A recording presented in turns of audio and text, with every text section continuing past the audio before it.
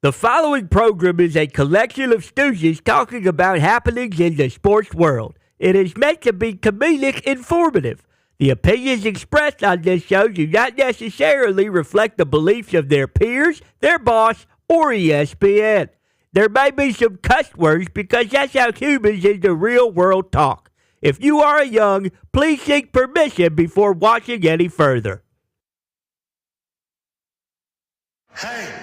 Why? Let's go! This show stinks, and the fact that you listen, we are very, very thankful for. Ah! The all-time leading tackler for the Green Bay Packers. You pig! Stutter! Damn it! Be a friend, tell a friend something nice could change their life.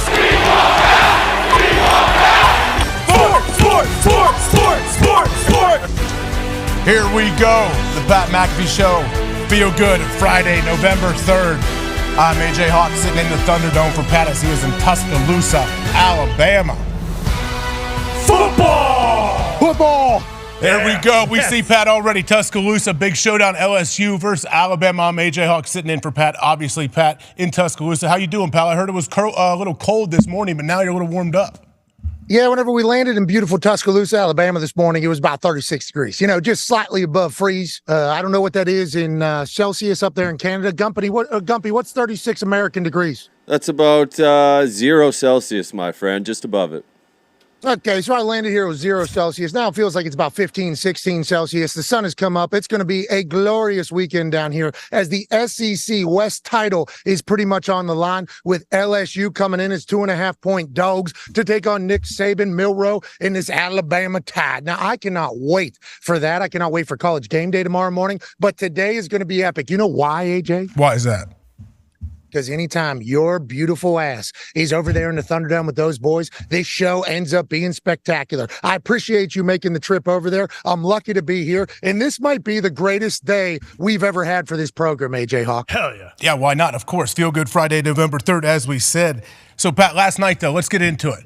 Last night, Amazon, the boys are here. Prime Video. I'm going to get to them. Connor, I know we're definitely going to get to them. Tone Diggs, Boston Connor, Ty Schmidt, all the boys in the back, but Pat, I was working into it because we had the Steelers got a big victory last night. If you know, we have a couple big Steeler fans here in the Thunderdome. Tone Diggs, he's been walking around with a smile on his face, so big this whole morning. He said, we're back. Steelers Super Bowl for sure, right, Diggs? Yes, I did. What'd you think of that game, Pat, last night? What'd you think of the Steelers' offense, defense, and overall? Matt Canada is on the sidelines now. How is it? Well, I like the fact that we have 4 quarters of football that we got to pay attention to yet again on prime time. Now, the first half was a little bit better than what it has been, but this game was a game all the way to the end. We had no idea if Will Levis, this rookie sensation, who is certainly going to be a guy. I think that was my big takeaway from the Tennessee Titans is that Will Levis is going to be a guy. And then from the Pittsburgh Steelers standpoint, how about Kenny Pickett not looking like a professional quarterback for a while? And then whenever you need him, he goes on to continue. I think he has the most fourth quarter comebacks in the NFL right now in the last 2 years. It feels like whenever the pressure is at its highest and when Kenny Pickett has to make a play, those beautiful flowing locks and those gloves find a play to be made. Warren was a sensation for them last night. I think that's continuing to be a story, even though he lowers his head to block people and gets fined 50 racks in that entire thing. I think the way the Pittsburgh Steelers went about doing their business last night looked a bit different. And they were taking on a very good Tennessee Titans defense. And early, Kenny was not playing great football. I think there was even some people, maybe in our group chat, that said, you know what, maybe Matt Canada isn't the devil. And maybe Matt Canada isn't the reason that this team stinks on the offensive side. Maybe it's the quarterback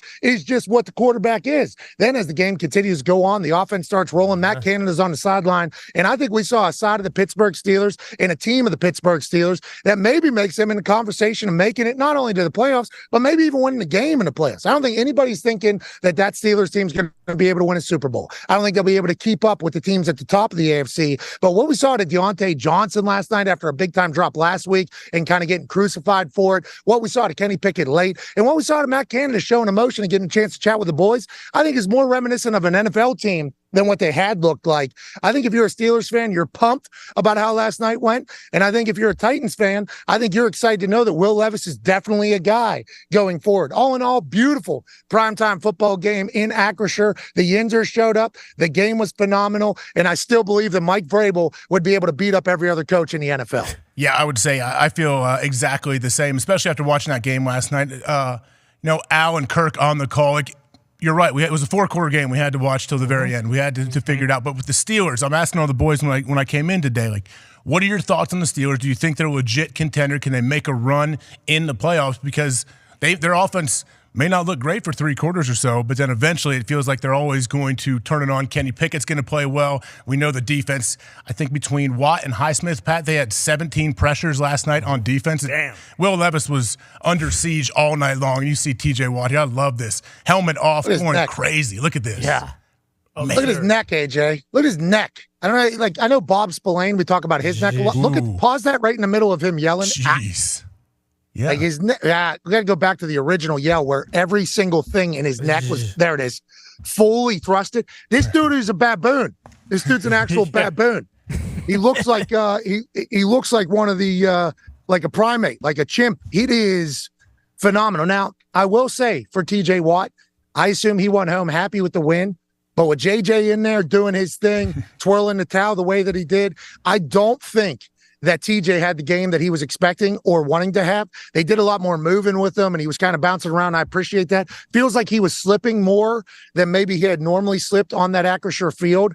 But there was a couple times where I thought TJ was going to maybe end the game, and instead, Highsmith gets a pressure. Cam Hayward was making some tackles. Obviously, his presence was felt last night. And if you're talking about making a run and going to the Super Bowl, I think you have to have firepower.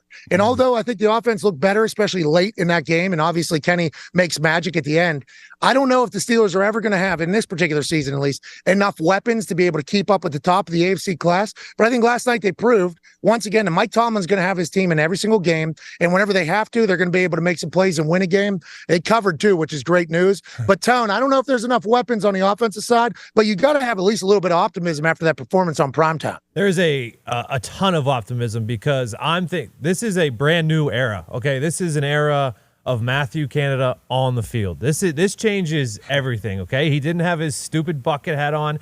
He had on a nice, cool hat. It was salute to service. He was on the field. He was sitting with Kenny on the sideline. He was talking to the boys. I mean, they wanted the ball to begin the game. They did not defer. Mike Tomlin asked for the ball. They went down. They scored on their first drive. Matt Canada was pumped with the boys. It was awesome to see. It seemed like he actually had some friends down there. He had a call sheet, which I saw, which I've never seen before. I didn't know if he used one. So I think him going from the booth down to the field is a brand new era for the Steelers. And it was kind of like the Steelers of old. They ran the ball last night effectively with Najee and Jalen Warren. They got to the quarterback. They played defense when they had to. They made plays when they had to. Deontay was awesome. This is the first game in the Matthew Canada on the grass era, and it's only going to go from here, man. They went 325 yards. It's pretty good. They are only 75 away Pat, from 400. Yeah, sorry, Tony, but that first drive with 10 plays, 78 yards, and ends in a touchdown. You couldn't draw it up any better for Matt Canada in this offense when he decides to step out of the booth and be on the field. Now, obviously, he's going to be on the field from here on out, right, Pat? Yeah, I would assume that is going to be the new Matt Canada. And shout out to him having probably the best night that he's had in a long time. Okay, I mean, we've heard the chance of him being fired, and you've heard Kenny actually have to come out and say, yeah, I did check the protection and the call to win that game. That wasn't a Matt Canada thing. So good for Matt Canada. Hey, we're happy for Matt Canada. Yeah. Also, we're happy for Matt Canada. Getting a chance to feel the grass is also good. And I don't want to deflect away from the Steelers getting a big-time win, but it felt like Hussey and his crew were betting on the over. I mean, that first drive for the Titans, the Steelers come out, they take the ball, they walk right down and score. Is that the first time they've scored on the opening drive in, 15 years? It seems like, Diggs? I believe it was the third time in the last 32 games, I believe I saw. Damn. So they always start slow. It's always miserable. Yes. And I thought the Boo Birds were going to come out, and there was a 3rd and 8 there in that first drive where they make a big play and they keep it going. And congrats to Najee punching it in. I don't know if he did much the rest of the game, but he did get a touchdown early. And I think Steelers fans were pumped about the Matt Canada era. And I think, they say Steelers fans stern. Okay, it's a football team, but fair. Okay, and if you're able to do some stuff, they're going to come around on you. But that reffing crew, and obviously people are going to say, well, need to be a little bit more disciplined on defensive side and can't be making that many penalties. It's like 6 penalties. I think it was 7 penalties. One of them not counting because it was 2 on the defense in one drive. It was just like the amount of flags last night Relax. Jeez, low. And players are going to get blamed for this because I think a lot of the replays did show a lot of penalties happening. But we can't have that as our primetime games and everything. But I thought there was a chance that that's how the Titans were going to stick around. I'm like, all right, the Titans are just going to get penalties in this entire thing. And then you watch Will Levis operate. Hey, he's fearless. A dude. He's fearless. And he had a couple throws like down the seam late, like where it looks pretty, man. Like he's not scared to pull the trigger. And I think Al even mentioned that, like, he's not scared to throw the ball across the whole field, across his body, wherever, into traffic. And I give this dude credit, man. I think, Pat, when he stands there in the pocket, when he has any kind of time, I feel like he can make so many things happen. But you're right, they pressured him all night long. He never felt comfortable. Well, rookie quarterback, they're going to do that. You would know that better than me, AJ. They're going to bring pressure, and especially with the Steelers' defense, with how good they are. And there was moments where that offensive line did give him time, and he looked phenomenal. How about this? After Renegade, okay, Titans are up 3. He's in his end zone, okay? Oh, mama, that happens. Pittsburgh is alive. He's standing in his own end zone. He completes like a 22-yard ball just to shut everybody up. Now, they would inevitably go on to punt. Then the Steelers would come back to win. The Renegade thing strikes again. The Steelers win after Renegade comes on, and they were losing at the time before Renegade came on. But that immediate play afterwards, when it came back to Pittsburgh and everybody was alive, and he throws like a 20-yard strike, I'm thinking to myself, this guy's unflappable. This guy is remarkable. This dude, I think that's the biggest development for me from last night. Yeah. Matt Canton on the sideline, good. The biggest development for me as I was watching it is, holy shit, we got a guy for the next 10 years. You think about down there in Houston, they got CJ. Yep. You think about down there in Jacksonville, they got Trevor Lawrence. You think about in Indianapolis, if he can stay healthy, Anthony Richardson. And then now all of a sudden, with what we've seen from Will Levis, 2 games, and obviously his first game was much better than his second game, but there was throws he made, there was reads that he made where it's like, and he can run, he can scoot. He also came out of the tunnel with a hat on, not his helmet. I think he embraces the big moment, like all those little things. This guy's a guy. And I would assume that D-Hop and everybody else on that team is pumped about it. But if you're a Titans fan, the AFC South was getting good and getting young quick. And now all of a sudden they're in the same conversation as everybody else. That's a beautiful thing, AJ, for the people down there in Nashville. Oh, yeah, it is. And I know Vrabel, he was quoted after the game. He said, "We lost. I'm not going to sit there and glorify that. But there were some good throws." And I'm guessing he's talking about those backed up in your own end zone after Renegade. You hit a key pass right there to get yourself out of some trouble. Conman, when you watch this Pittsburgh Steelers offense play. Yeah, sure. What do you see? I mean, Pat kind of referenced it early on. It wasn't loud after that first drive, but then there was that kind of period where Kenny didn't look great. He he missed some throws. But if you are a Steelers fan, and I don't know if Tony feels this way, you kind of have to go with Kenny because they're never, ever, ever going to be below 500, it feels like. I mean, the fact that they were outgained again and still won by 4, and Pat referenced the stat about Kenny Pickett, how he has like the most game-winning drives or game-winning touchdown passes in the last 5 minutes over the last 2 years, which is awesome because that means, just like Will Levis being unflappable, it feels like Kenny plays his best when they are down late and they do need it. But that was my biggest takeaway watching the team was like, oh, okay, this team, Tomlin, even with Canada, they're not going to be in a position where they can get one of those top guys. And it's kind of good. It's kind of bad because if it works with Kenny, sweet. Then they can kind of work with the rookie contract. They can go with those things. They can build around him. Whereas if it's not, and then they're kind of in that limbo where, next season, whether Tannehill is available or Kirk, and now I don't think, you're going to punt on Kenny after 2 years. Like he's a gamer and he's playing well. Yeah. They're 5-3. And they just won't. Yeah. They're 5-3. They're a winning franchise, but it does feel like it has to work with Kenny. Cause if it's not, they're never going to be in that, top echelon. But again, Will Levis is a second rounder. It's not like good quarterbacks are only in the first round.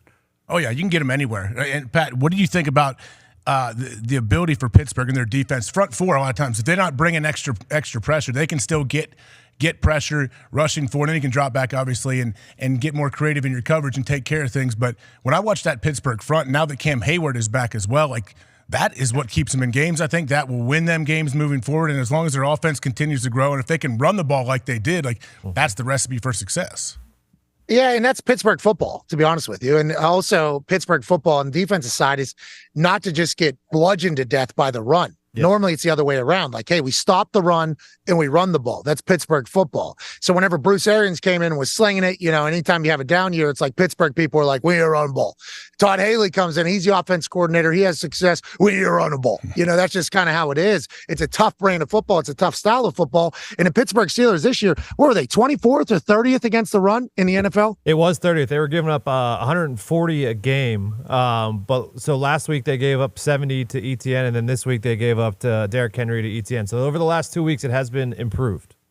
Yes, and ETN, dog. Yeah. Derrick Henry, dog. You're talking about great run. So I think Cam Hayward coming back, not only for the pressure on the quarterback, which was in abundance last night, and Will Levis certainly took some big-time shots, but also for the run game to get stopped. Yes. That helps everything else go. You know what I mean, AJ? Like if you're just going to give things up the middle, you got to move another person into the box. You got to keep a linebacker maybe with an eye out for potentially, do I have to help out with this D line? Cam Hayward's massive head, massive head.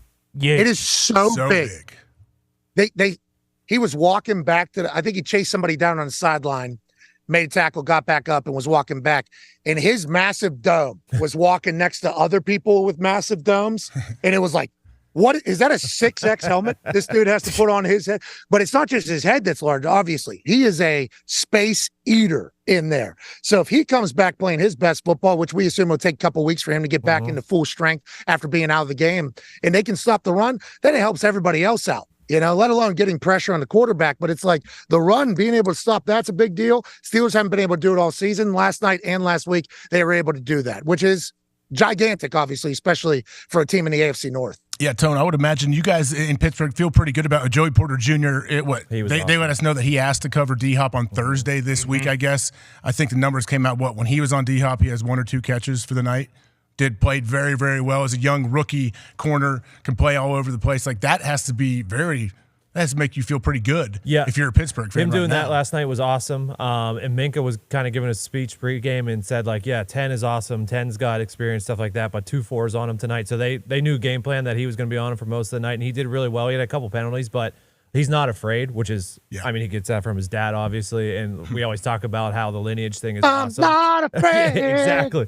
And then Broderick Jones gets a start at right tackle, and now he's got 2 starts and has been awesome in both.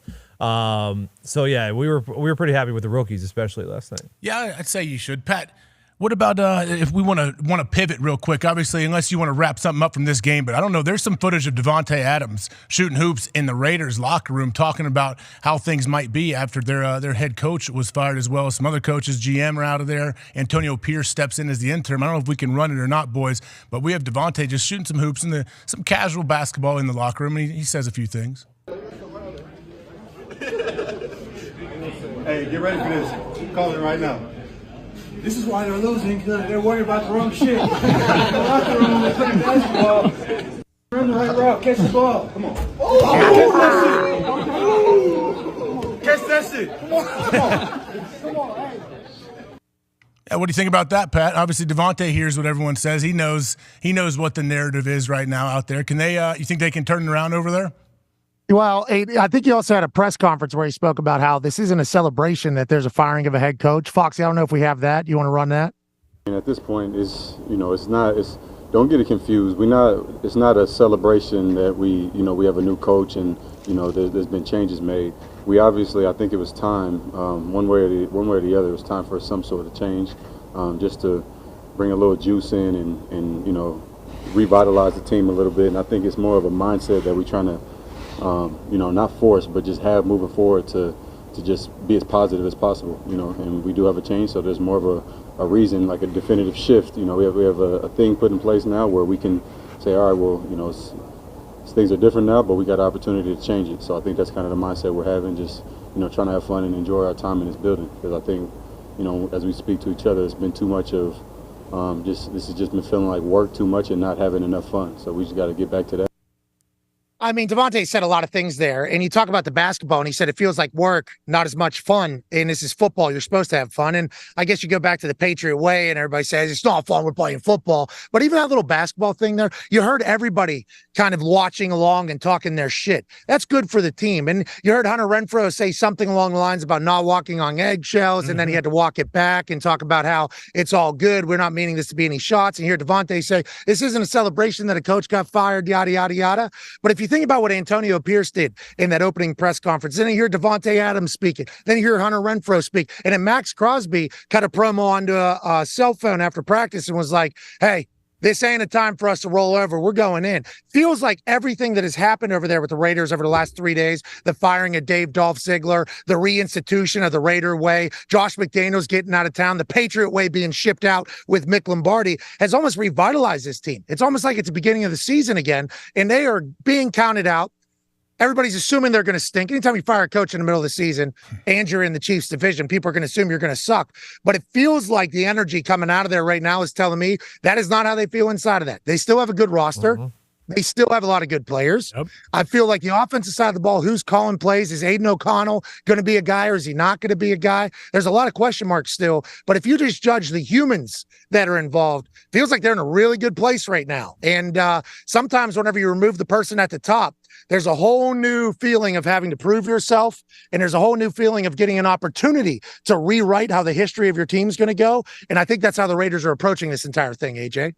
Yeah, Connor wants to comment something on that, but I wanted to ask you and Connor that when a guy like Antonio Pierce comes in, he obviously has control of the room. You know, when he has that presser, feels like, yes, obviously with his resume, players respect him and everything. We know everything is great right now. We're going to fight. We're going to do everything. But if he wins games, he's great. If they don't win games, guess what? They're already moving on. Like, how long do we have? What's the window, you think, to where they give him a little leeway to say, oh, yeah, this is a great change-up, or, oh, no, we could have kept McDaniels. We could have done something else. I just feel like no matter what, if you don't win games, nothing matters. None of this matters. Yeah, Ty, you might remember this, or Connor. What did Jeff Saturday have? He had 3 weeks? Remember, because he beat the Raiders. After that week one win, though, it was pretty good. He was great. And then, the next week happened, right. And then that next week happened. The Vikings game. Yeah, but they were up big in the Vikings game, Yeah, I don't remember when the Vikings game was in relation to when they beat the Raiders. Yeah. I don't know if it was 3 weeks later or 4 weeks later, but nonetheless, it does wear off quick. And that's the NFL as a whole, though. That's the NFL as a whole. But I think these Raiders fans are going to give a little bit more time because it feels like they're all about done with the Patriot bullshit. Yep. Feels like it. Yeah. You know what I mean? The way they're speaking, they want to be professional. They don't want to bury anybody because you never know where you're going to end up in the future. You might end up working on a team that Josh McDaniels is at again. Mm-hmm. But if you're reading the tea leaves that everybody's kind of laying out, boy, are they all happy as hell that Josh McDaniels is no longer their head coach. Yeah, absolutely. And like the Patriot way, I feel like is dead now, like completely dead. They're saying the Raider way is dead too. Was this the last one? No, I think it's more so just kind of discredited the thought that the Patriot way is a thing. It's the Belichick and Brady way, and people will say it's the Belichick way. Some people will say it's the Brady way. It's them two together. Yep. They're the only two that can do it. It'll never be redone. At least with that method, obviously Andy and Patrick Mahomes. But like, if there's ever a team for this to happen to, like Max, they went through this 3 years ago. Like Max Crosby with Rich Bisaccia, they just had this happen and they ended up going to the playoffs. So like, at least they are equipped with the team that can and actually has experience dealing with like an interim and still having success. Yeah, I mean, in terms of like the Patriot way, I think Lombardi said it yesterday. Like, everyone knows how Bill is, but at the end of the day, like he respects guys, and I think they understand that. And we don't know that for sure, but based on everything we're hearing from the Raiders locker room, it seems like McDaniels was kind of just an asshole and like didn't show anyone any respect. And then on top of it, it wasn't winning. So like, I don't think we're going to be in a situation where if they lose the next 2 or 3 games, they're going to say like, oh, we cut bait on McDaniels, too quick. We shouldn't have got rid of him. And who knows? Like Connor said, they probably should have hired Rich Bisaccia after he took them to the playoffs. And who knows? Like, I mean, if there are any teams around the NFL right now who are kind of used to this situation and know how to respond to it, granted, it's going to be tough to do with a rookie quarterback if he's going to start the rest of the way. But, I mean, they've been in this situation before, and who knows? Like, maybe they did just need a complete kind of culture change and new face to kind of reinvigorate themselves. Yeah, Pat, do you think it's weird at all that we haven't heard any Raiders players come out and try to, like, defend McDaniels and the staff or anybody? Like, should we be worried that we didn't hear anything from them? So I don't think you can right? I don't think you can at this moment if you're a player because the message is we got to look forward, we got to move on. That's always been a thing. You know what I mean? And in all sports, it's we got to do this, we got to do that. I think after the season, we'll learn more. You know, like I don't want to say as guys retire, but as guys potentially move on from the Raiders, or as the season ends and the staple of the Raiders start to talk a little bit more, we'll kind of learn about the real thoughts of McDaniels behind the scenes and who really likes him, who doesn't really like him. But I think the boys try to take the high road as much as possible. But the way in which they went about taking the high road kind of told us that everything we needed to know. Yep. You know, you got to kind of saw everything we needed to know, AJ. Yeah, we saw the Devontae, hitting that sweet jumper in the locker room. And you're right. That's what I noticed when I first watched that was everybody behind him, all the guys, they may not be keenly paying attention, but you can hear them. They're involved. They're watching. They know what Devontae's saying, and I think they love it. They're all on board. Like, this is also completely sidetracked. That is a sweet locker room, too. Look how nice. Is that a spaceship? Like, that place looks amazing. So, brand new stadium. So, absolutely beautiful in there. And, I mean, to follow up on an also point, sidebar, really hard. I mean, Shaquille O'Neal stunk from the free throw for a long time because the ball's too small. You know, it's hard to feel that thing. Those little tiny balls with those little tiny hoops, I think they're in every single building in the NFL. Tough shot. I mean, it is a very difficult. He got those big old hands. Trying to hold those tiny little balls and shoot them are really difficult, I think, for a lot of people. Like you said, Shaq. As somebody that's used to holding tiny balls and shooting them and everything like that, kind of a part of my life, not easy. Okay, it's not easy at all. But, like, he's talking shit, too. That ball is going in. He knows it's going in. Like, that needs to be discussed. The athletic display here, not easy. That is not an easy ball to shoot at all. I think people that haven't shot that size basketball are like, oh, that's just like shooting a big one. Nah, much more difficult, not easy at all. So vibes are high over there until they aren't. And, when they aren't is when you lose a couple games under the new regime. Before we move on about this, so do we automatically take the Raiders this weekend again? Yes, fired coach game, have right? to. Yeah, exactly. Fired coach What game. are the percentages for fired coach games? Is it pretty high? I think 100%. Oh, okay. I think it's All right. 100%. You sure you don't want to double check that? No, I'm good. I think it's 100%, Yeah, especially when the interim coach is a fiery ex-player. Yeah, if Saturday can do it, I mean, anyone can do it. Whoa. What? Whoa. What is that supposed to Whoa. It sounded exactly how it was supposed to mean. Jeff Saturday. What do you mean? Great player? Antonio Pierce has been in the building for an entire That probably year, makes right? it a little bit easier, right? That you're already on the staff and you weren't. Because when Jeff got hired, it was not too dissimilar. Let's say that they hired UConn, man, and brought you off the street and said, here you go, you're coaching the squad. Now, Jeff, I know, consulted a little bit with Jim Irsay, right? But that's pretty much what happened. A guy comes off the street, here we go, let's coach this NFL team. Well, and Jeff was watching film, remember, because the pancake seg every week. Oh, Exactly. He was tied in, obviously, to what the team was doing. But I think the difference between this situation and the Colts situation, there's a lot of them, obviously. Yeah. But I think a big one is the Colts fired the offensive coordinator, who was the head coach. And then the people that were basically all on the offensive side of the ball, all gone. So like Parks Frazier was the new offense coordinator because he was the only human who knew the plays that were installed. Because once again, Jeff's coming from outside the building. When the last time he was on the Colts, completely different playbook. This time, at least there's hopefully some people in the building that understand the calls on the offense, understand the calls on the defense. Like, you don't have to do a full rehaul or put a 24-year-old in there calling plays who's never done it before because he's the only human, literally the only human left in the building that knows what the plays are even titled. So that's a little bit different. I think the Raiders have a little bit more of a head start. They also have a lot of talent. Yeah. They got a lot of talent. And anytime we know this, anytime your talent is motivated is a good thing. Now, I know everybody is lucky to be in the NFL and everybody tries to make the best film possible, but let's just call it what it is. Be who you can afford to be. Sometimes people at the top who are paid a lot of money who know that if they were to get cut from this team, they would have a job somewhere else, not as motivated, not as dialed in. Now, since Mark Davis openly said, I'm with the pillars of this team, I'm not with the coach of this team, that's kind of putting a little pressure on the stars. Like, hey, we chose you over the coach and the GM that we were paying $40 million guaranteed over the next 4 years not to be here. Now it's your time to prove it. Like, you wanted this seemingly. Now it's your time to go get it. I think that can really inspire the top elite humans, especially in their field. To Pat's point, I was looking at the coaching staff the other day, and Scott Turner's there. He was the OC in Washington for, I think, like 4 years or whatever. So I'd assume he becomes the OC. But yeah, to your point, someone like Parks Frazier is not stepping in here. I think they have OCs on the roster who have been OCs before. I think Antonio Pierce, I was just envisioning whenever they come out of the tunnel, the Raiders, they're going to want to get Josh Jacobs going. Josh Jacobs, first off, he runs angry. He runs downhill trying to score every single play. I would imagine they want to come out there, boom, pound the ball, Max Crosby, everybody else, the rest of the boys, get after the quarterback. It's going to be fun to watch them moving forward, I think, Pat. I think so. And all those guys you talk about, like Max Crosby's already talking. Devontae Adams already talking. Yep. Josh Jacobs obviously had his druthers. Hunter Renfro's already talking. Like these are all pro players, all being like, I'm the captain now. That's what it feels like for them. Like it's our team now. That type of ownership can empower people. But obviously that's going to be the conversation going forward. That's going to be the whole conversation going forward. Yeah, it is. And I know in a couple minutes, Pat, I believe Kalen DeBoer will be joining you down on that field, correct? No, he's actually not in the field. He's playing against USC. That's the other side of the country. Right. Tuscaloosa has Alabama over your right shoulder right there. I probably should have noticed that. Hey, why would he be there?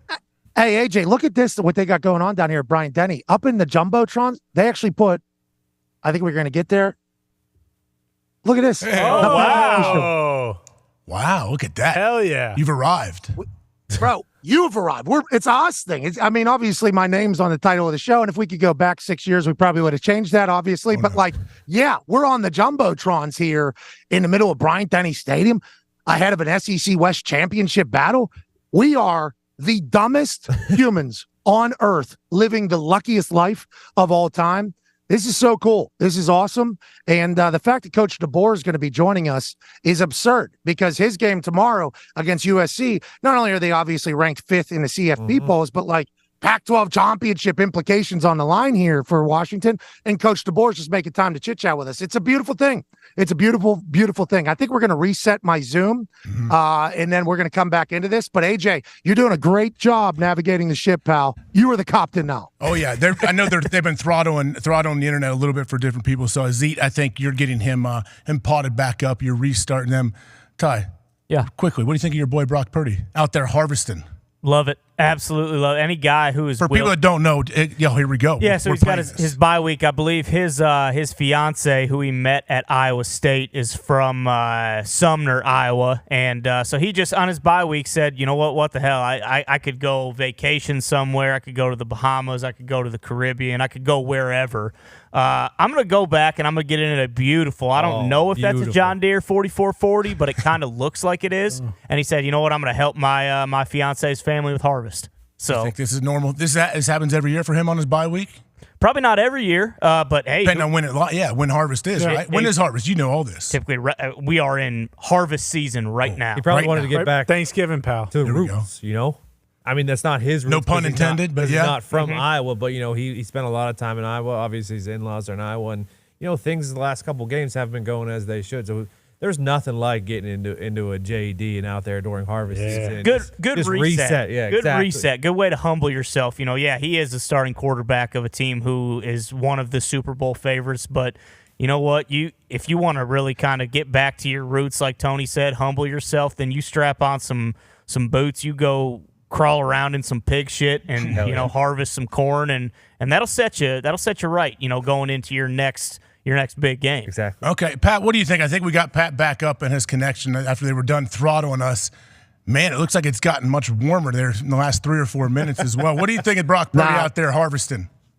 Listen, I'm not normally this guy, but they said I got real red real quick. I couldn't tell because of the smart because the sunglasses. But I'm not normally this human. But yeah, I've been spraying myself down. So if I look oil jacked and sweating, that's because I'm taking care of myself, AJ. Okay, just like you do. And I'm going to reapply every 15 minutes, just like AJ Hawk does, so that he can remain that super Caucasian. But Brock Purdy taking the tractor another round, beautiful thing.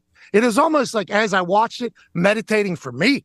And I know there's people that play the game of like driving the tractor because how beautiful it is. How about how straight he was keeping that tractor, boys? They might have had that GPS locked in there, I'm guessing. They got some serious GPS on some of them rigs. No, he was freestyling. Nah, he's got his hands on a wheel Some right autopilot situations going on. But I would too. Hey, now we can't. Son of a bitch. We got to be efficient. We got to be efficient, Pat. And guess what? We're going to be efficient as well because we have a guy hanging out waiting that is the coach of an unbelievable football program, the Washington Huskies. I can't believe you said that about Brock Purdy. You don't think he's manning that tractor? He's definitely manning it. Coach DeBoer, we're going to bring you in a second. I'm sorry you have to see this argument on air.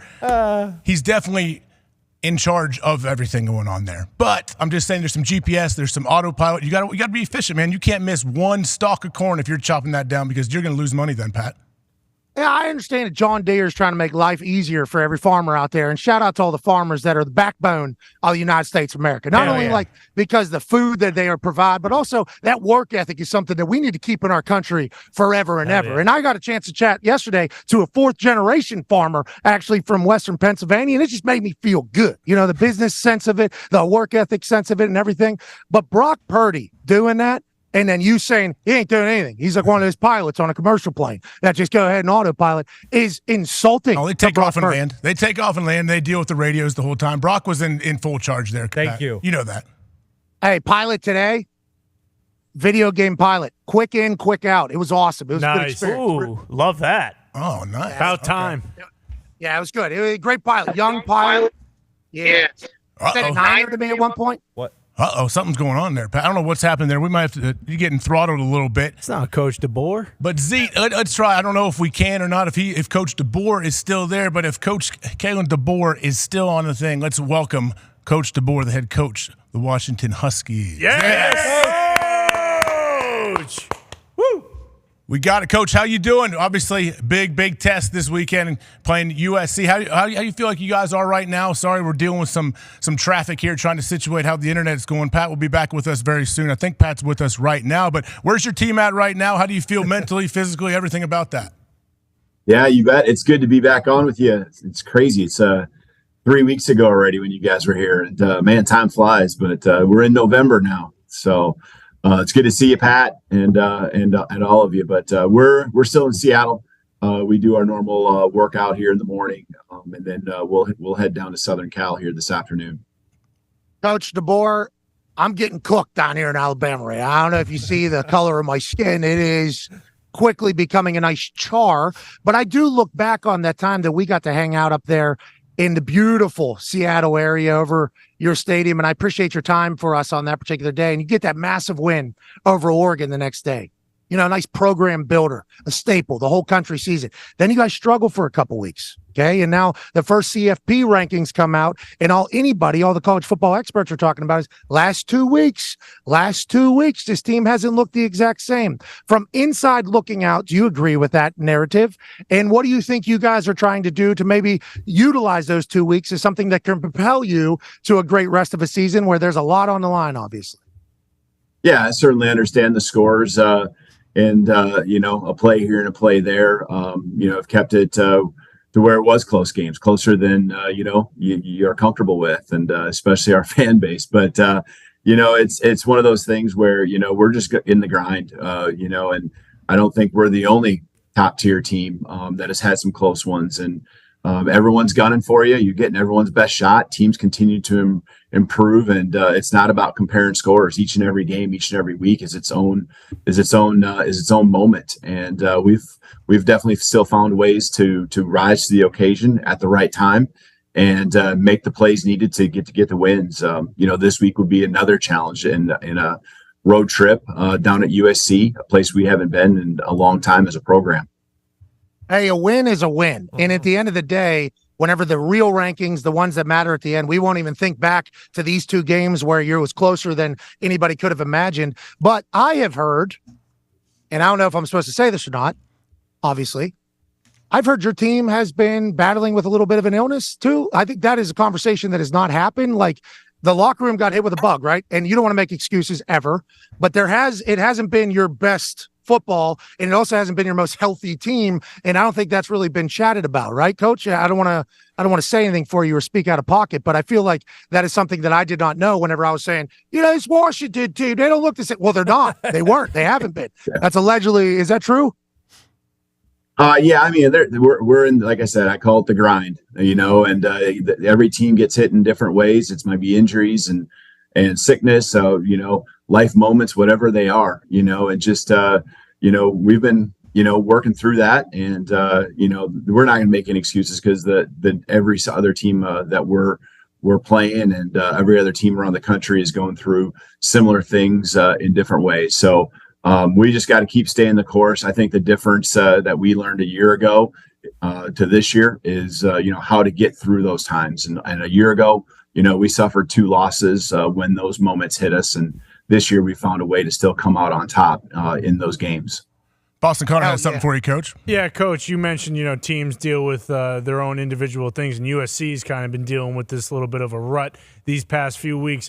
Has this game almost turned into a trap game after, your guys being up at 5 and them being towards the bottom of the poll? And have you had to kind of reiterate to your guys, like, hey, they might have lost 2 games, but this is a very, very good football team? And to your point, you can get got anytime, especially in November? Yeah, no, this for us would not be a trap game just because we have so much respect for who they are and the talent they have.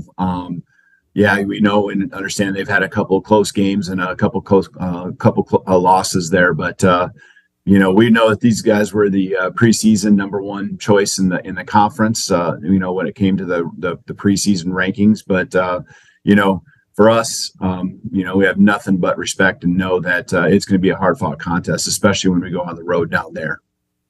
Hey, Caleb Williams, obviously, you said they were picked number 1 in the conference. It's mostly because of what he's able to do on a football field. I mean, obviously wins the Heisman last year, probably not going to be able to do it this year because of how the season has gone thus far. But whenever you're preparing for a guy like that, what is the mindset? What is the thoughts? And how do you kind of attack and kind of minimize what he's able to do every single week?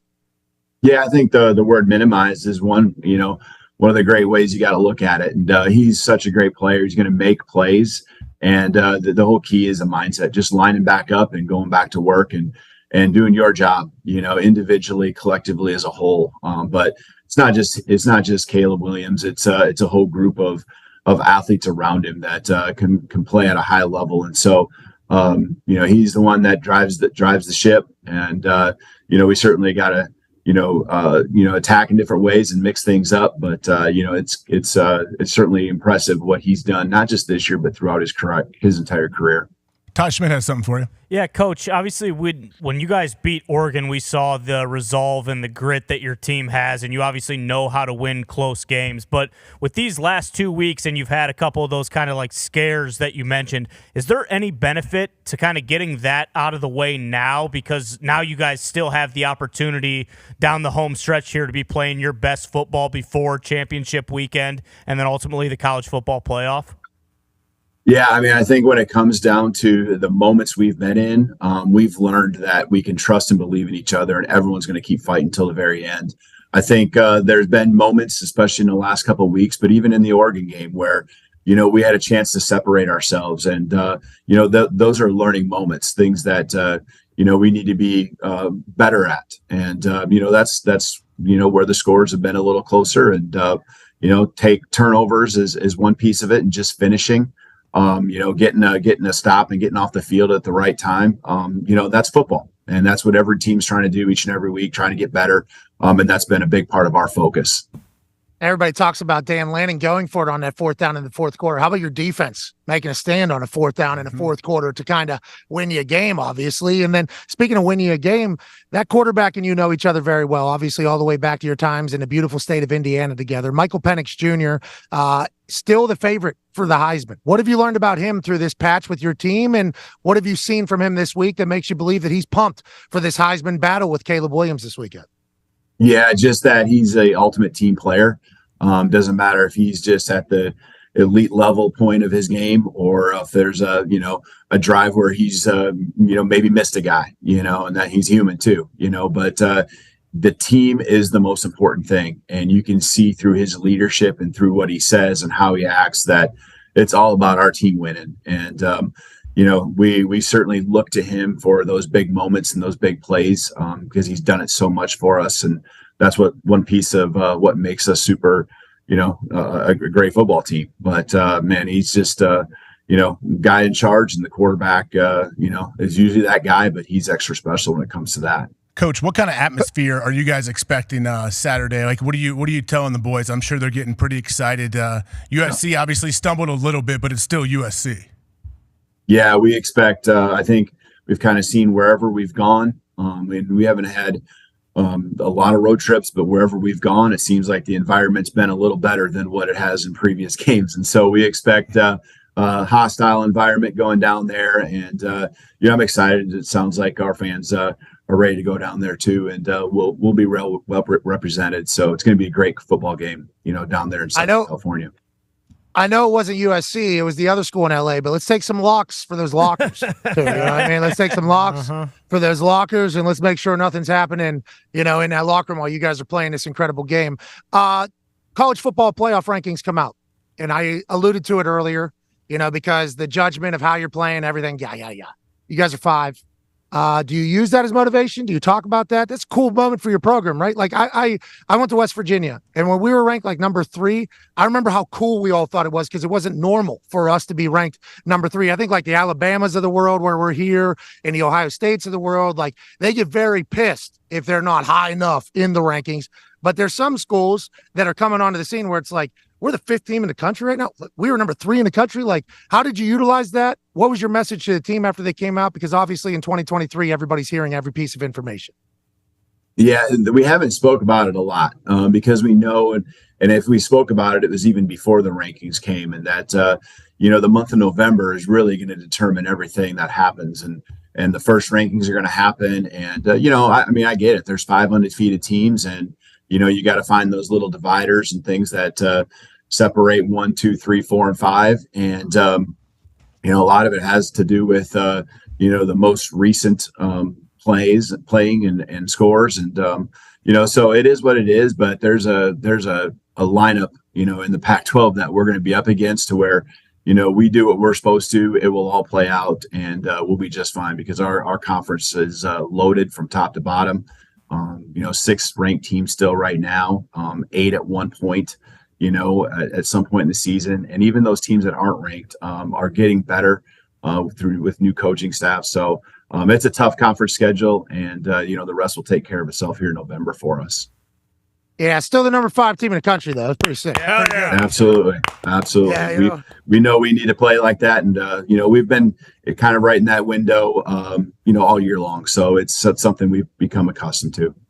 Yeah, I love that. Is that something, I guess, that you can use as motivation? I know Pat asked you on it. You don't really talk about it a whole lot, but as the season goes, I would imagine it's tough not to take a peek over there and make sure, hey, if we continue to win, we better be inside that top 4. I can tell you that.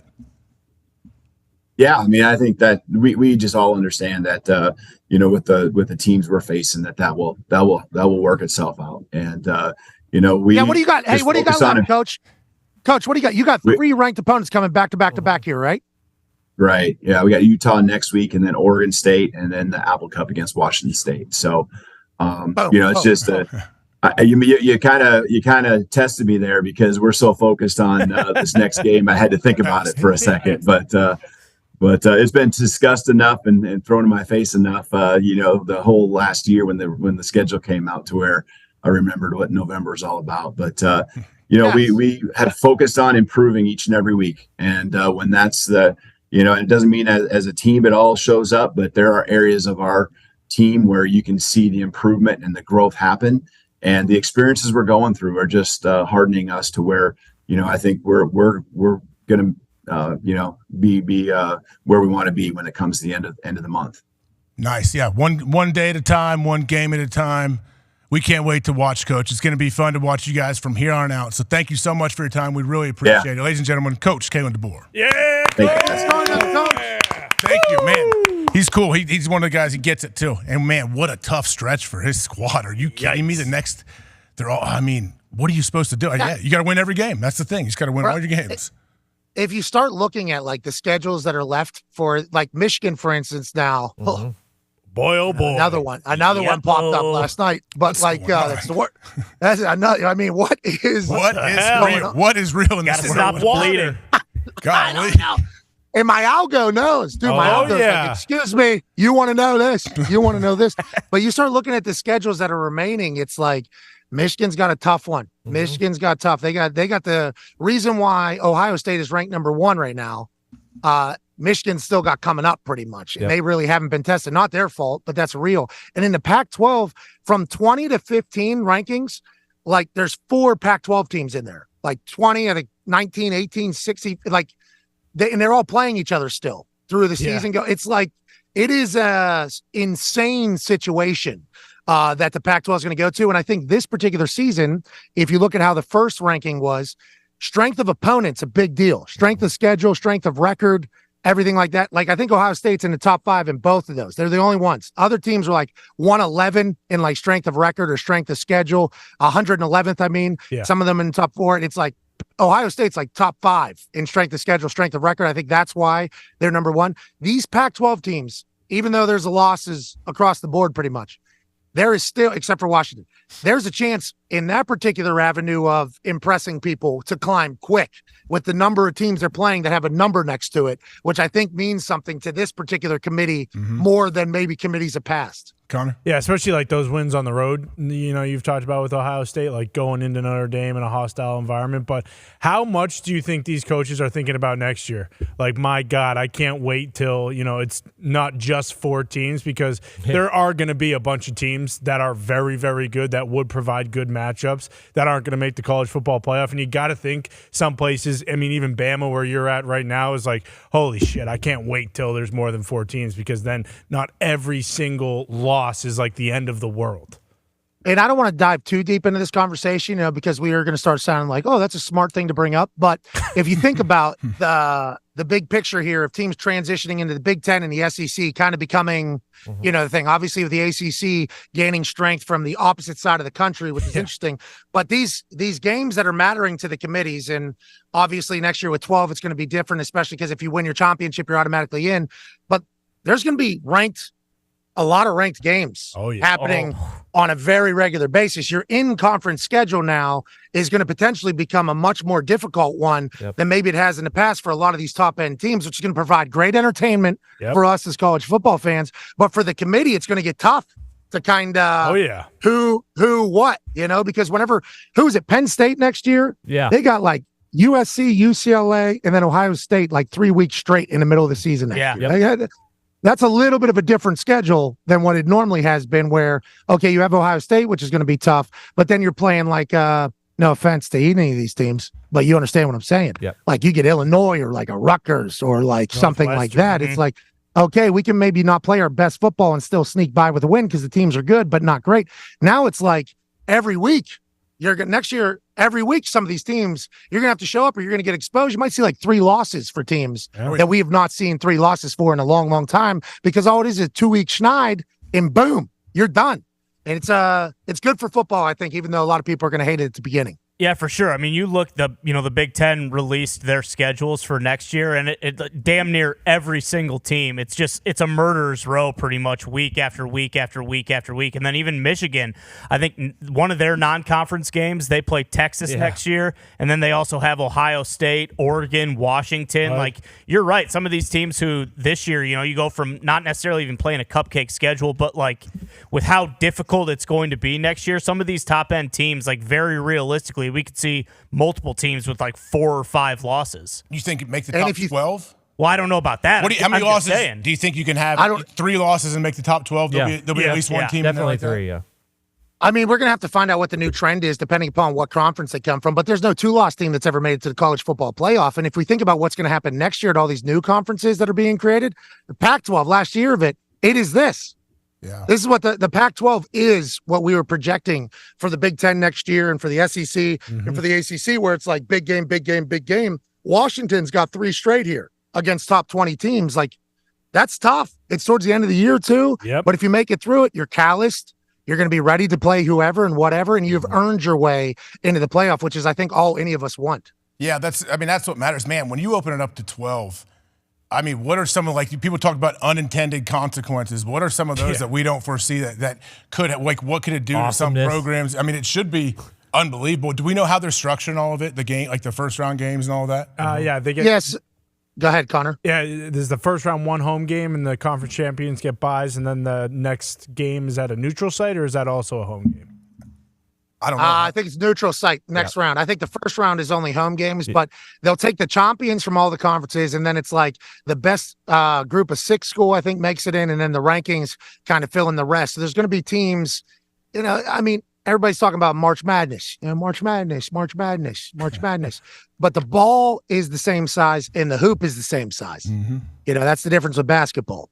And I understand that the football is the same size and the field is the same size, but the humans at like Georgia, Ohio State, Bama, obviously these schools, taking on some of these other schools, I'll be excited to see how it goes. I'll be excited to see if there is some big-time upsets that potentially happen, because I think every team is going to get better with the continuation of this NIL and transfer portal and everything like that.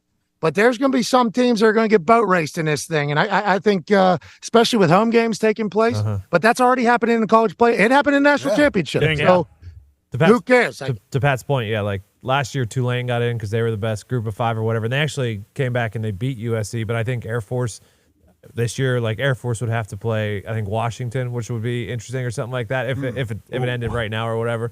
But yeah, you'll have some of those matchups. And James Madison, next year they're going to be able to actually be eligible. They're undefeated right now. It's like I'm happy for them. I'm pumped for them. But like some of those matchups, it's going to be hard to like pick the underdog. But which could create magical moments. Which is what college football has become. Bingo. And our West Virginia team, I guess. When we beat Georgia in the Sugar Bowl in Atlanta our freshman year with freshman quarterback, freshman running back, like that whole thing, and not really highly recruited. It's like that's a magical moment. Nobody had us. I think that changes the course of the program. Yeah, huge from there on out. It really does. Forever. And then we play Oklahoma in the Fiesta Bowl. I missed 2 kicks. We're not in the national championship. Instead, we're in the lowly BCS Fiesta Bowl. It's kind of how it was viewed by everybody, even though West Virginia hadn't won a BCS Bowl until 2 years before that. But nonetheless, we go out there to take on Oklahoma. Coach Stoops actually said he thought he wished they were playing against a better opponent. He said, and then it was like, did he really say it like that, or you took it? You interpreted it that way. How did it come out? To be honest, Pat McAfee in that stage, that was shortly after the missed kicks. I mean, I was going through some stuff. I don't think I remember exactly what was said by anybody other than the people that wanted me dead. I remember those things word for word, but it was very much a rally cry throughout our locker room, like very much a rally cry. Like these people want to play somebody better. And then the poll came out. It was probably on ESPN, which we're kind of a part of the problem now, where it was like, I forget the percentage, but Owen Schmidt actually cut a promo after we win the Fiesta Bowl, after he has a dominating performance. And he's like, if you look at the map of who voted to win this game, it was like 95%. And the only people that believed were the state of West Virginia. Nice. And it's like, we end up getting that win over Oklahoma, and it's a cool story. We're going to have a lot of those moments potentially built into this 12-game playoff. And I think it's beautiful for the sport, and it's obviously great for the schools. Our program is vastly different after that win than it was before. And hopefully we can get back to those days, which it feels like the boys are humming and trusting the climb. Hell yeah. Yeah, you might not remember it, but that is 1,000% how Rich Rod, told you guys about that with probably a few more expletives inside what, that Stoops? statement. Yeah, about what Stoops said. I'm sure Rich Rod probably. Rich Rod was gone. Oh, no. It was Bill Stewart. Bill Stewart. Yeah, it was Bill Stewart. Bill Stewart let us know, though. Yeah, definitely. Coach Stewart let us know. His son Blaine, by the way, kicking ass at West Virginia right now. He's doing interviews now, Tone. Did you see that? I did. I saw that. He doesn't mind the limelight a little bit. What do you mean? What are you trying to say? Tony? Jeez. What the hell? I don't know trying to say? He's got a good Instagram. You painted your head and all of your body red for Halloween. That was Halloween. Yeah, he inspired that guy, motivated that guy. Best game came after 3 days after Tone did that. 2 days after Tone did that. Pat. This guy's a real piece of shit today. You're not talking to me. There's no way. You know who's not? Pat, next hour, we got Artie Smith coming on. Hell yeah. Hell yeah. That guy's obviously unbelievable. Shane Gillis will be here in the third hour. Everybody, we're going to get to a quick break. Take 3. We'll be right back.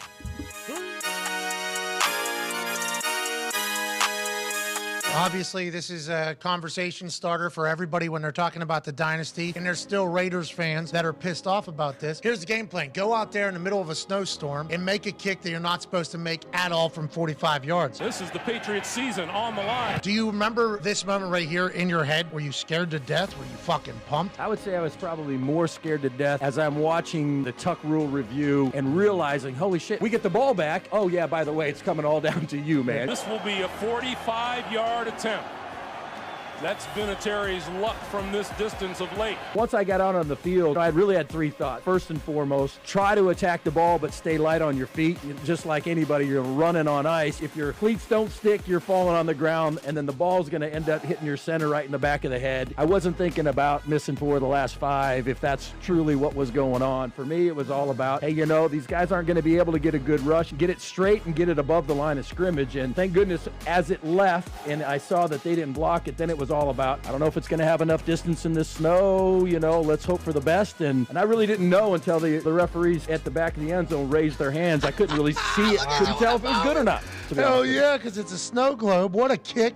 What a moment. Obviously, that would go on to launch a dynasty that the NFL will never see again or before. What a kick. What a moment. Here's an overtime. You got to make another one. Substantially easier kick. Not just because of the distance, but we called a timeout. We cleaned a bunch of ground. This is the one time that a coach actually icing me probably benefited us, right? Because it gave my offensive lineman with the big size 16 cleats to get out there and move a little bit more ground. And, you know, not to say a game winner's ever easy, but this one compared to the one quarter before that was substantially different. So you're coming out here sighing a little bit of relief. Oh, thank God. I can see the ground. I'm not going to fall. Right. We've already done this. This is no problem. Tied. And then you murder that ball dead center. And then obviously in the Super Bowl, you have like a 49-yarder that you hit at the top of the upright. Couldn't have been a better ball, I don't think.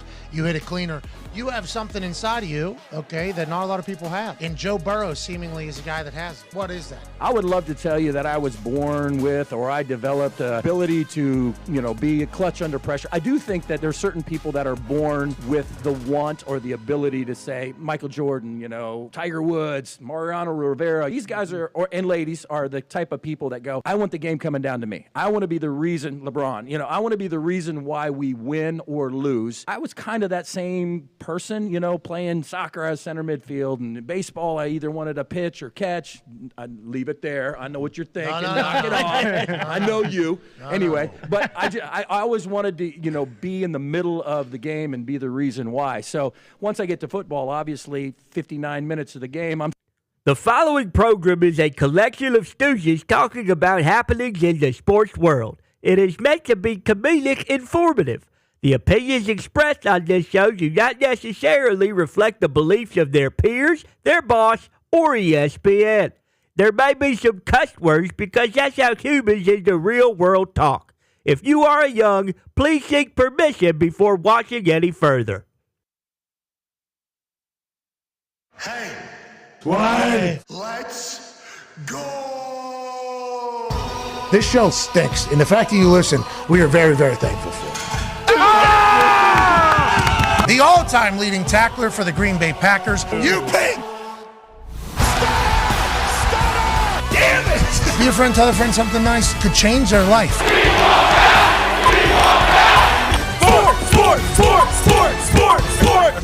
Here we go, hour 2 of the Pat McAfee Show. I'm obviously not Pat McAfee. I'm AJ Hawk, sitting here at the Thunderdome while Pat is in Tuscaloosa with a very handsome man. Football! We're talking about, Pat, obviously. Who is joining you? Is that a male model next to you? Sitting Wow. Tom Cruise? Who is that? Hey, you should see, as soon as he walked over here, it was as if a movie star arrived. You know when you can feel handsome? Like, you know when he walks in? Like Jesse Palmer. Jesse Palmer walked by us that one time in a hotel, and it was like, damn, I could actually feel the radiate. Same thing with Reese when he walked. I forget what we were talking about in the last hour, but he showed up right over here, and I was like, oh, my God, look at this thing. He's back home. He's from Alabama. Ladies and gentlemen, the host of College Game Day Football, basketball, also the College Football Playoff Reveal on Tuesday nights at 7 p.m., and a College Game Day podcast, an Alabama man who has no bias because he's the consummate professional. He will also be hosting College Football Prime Time tomorrow night with all of us idiots in the Thunderdome. Reese Davis is here. I I'm really excited. I can't tell you how many people have asked me, have you been to the Thunderdome before? I mean, I'm excited to go. This is going to be a treat. Yeah, I think that's certainly one way to describe it. The reason why we're incredibly pumped is because how talented you are.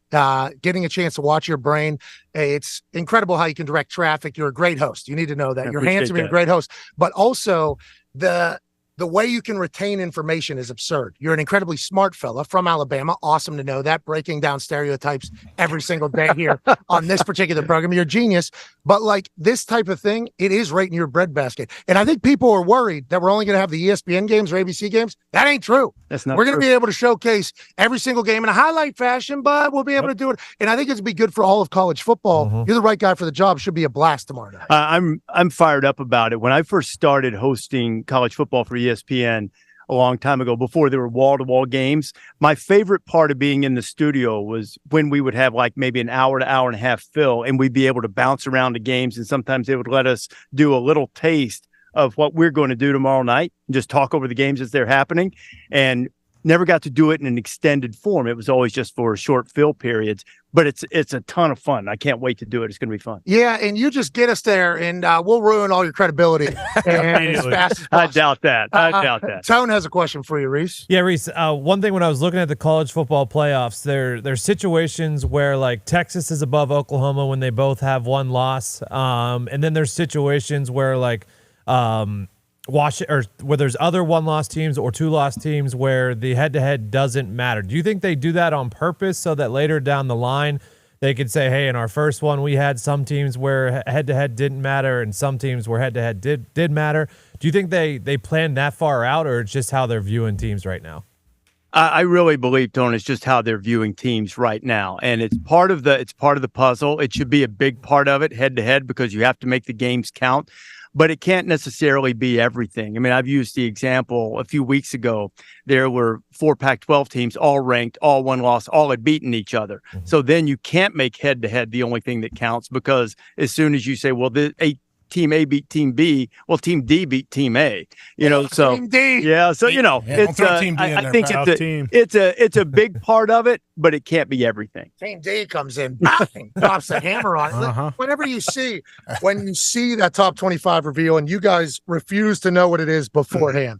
So as you're digesting and taking it in, I think one of the incredible things was, and we just talked to Kalen DeBoer, from like 20 to 15, there's 4 Pac-12 teams. It's the last season of the Pac-12, but Washington has to play every single one of them seemingly over the next 4 weeks. There's other teams. Michigan's about to face its hardest part of the schedule. Feels like this particular committee is ranking strength of win much more important than anything else. Is that normal? And what does that mean going forward, do you think, for a team that maybe has 1, maybe even 2 losses, if everybody kind of cannibalizes each other in this tough finish for everybody? What do you think that means whenever they're judging at the end? They've always made that an important thing. Now the makeup of the committee changes, so maybe people think about it differently as they come onto the committee. But historically, when the chair comes out and explains what they've done, they always reference they've beaten this team that we have ranked. So if they've evaluated a team good enough to be ranked and you've beaten them, then that's a big mark in your corner. So I think it is important. I think it'll be very helpful to the Pac-12 teams as we come down the stretch, assuming that we don't wind up with a bunch of 2-loss Pac-12 teams, which might make it more difficult. Well, and then the ACC, is there enough numbers in front of teams to get them in the end for the conversation? Anytime you have judgment on the line, people are going to be pissed about it. But to go back to your point, that's why Ohio State's number 1, right? That Notre Dame win, huge. That Penn State win, huge. Their defense is complete. I heard Boo talk about it to you about how they feel like a full team this year. The defense is top 5 in every single stat. And then you heard him chit-chat about those wins. When Ohio State's at number 1, even though maybe their offense hasn't been as good as another team, or their defense maybe has been good, but it hasn't been the best in the entire country, how do you take that? How do you judge that? And does strength of schedule mean that much in the whole thing? I think it means a lot. If you're asking me my judgment, I don't think Ohio State's the best team right now. AJ, I think a full committee said I think they're the most deserving team. I think they've got the best resume. They have the 2 best wins. But if you ask me right now, do I think they would beat Georgia? The answer is no. Do I think they would beat Michigan? I don't. Well, they know their place. Yeah, right. Right, exactly. So that might change it. But I'm not saying they couldn't do it. They might. I'm just saying if I'm putting subjective judgment on it right now, I don't think they're the best team. That was fun to watch, AJ, your Ohio State team get the credit that they got because the strength of schedule, strength of record, and then their defense getting talked about is a huge deal, AJ. Yeah, it definitely is. I mean, like I said yesterday, like Coach Saban said, hey, if you don't win out, nothing happens. Nothing. It doesn't matter really for your team, especially when you're up there in one of those hopefully top 4. But Boston Connor has something for you, Reese. Yeah, Reese. Pat's not lying. When you came on the screen, you kind of look like John Hamm from Top Gun, if you do recall. I'll say he looks like John Hamm. Bottom gun too. Hell yeah! Ultimate compliment We know you what can get. that means. Whoa, geez, Louise, probably hard to sit on the stool. But Reese, when we're looking at these teams, especially like Utah or Washington, excuse me, who has this crazy run where they have to play great teams every week, and we're even talking about next year how some of these conferences, the schedules are just going to be insane. But do you think that teams would rather play them like early on when they're fresher, when they're still that kind of high of the season starting, or towards the end where they kind of have their team, kind of lined out, know exactly what they're good at, what they're bad at? Like, how do you think some of these teams are going to want to schedule going forward, and also, how is it effective this year? Well, I think, and look, Pat and AJ would know this better than I do, but from watching over the years, it always feels like to me that it's like the third one in a row.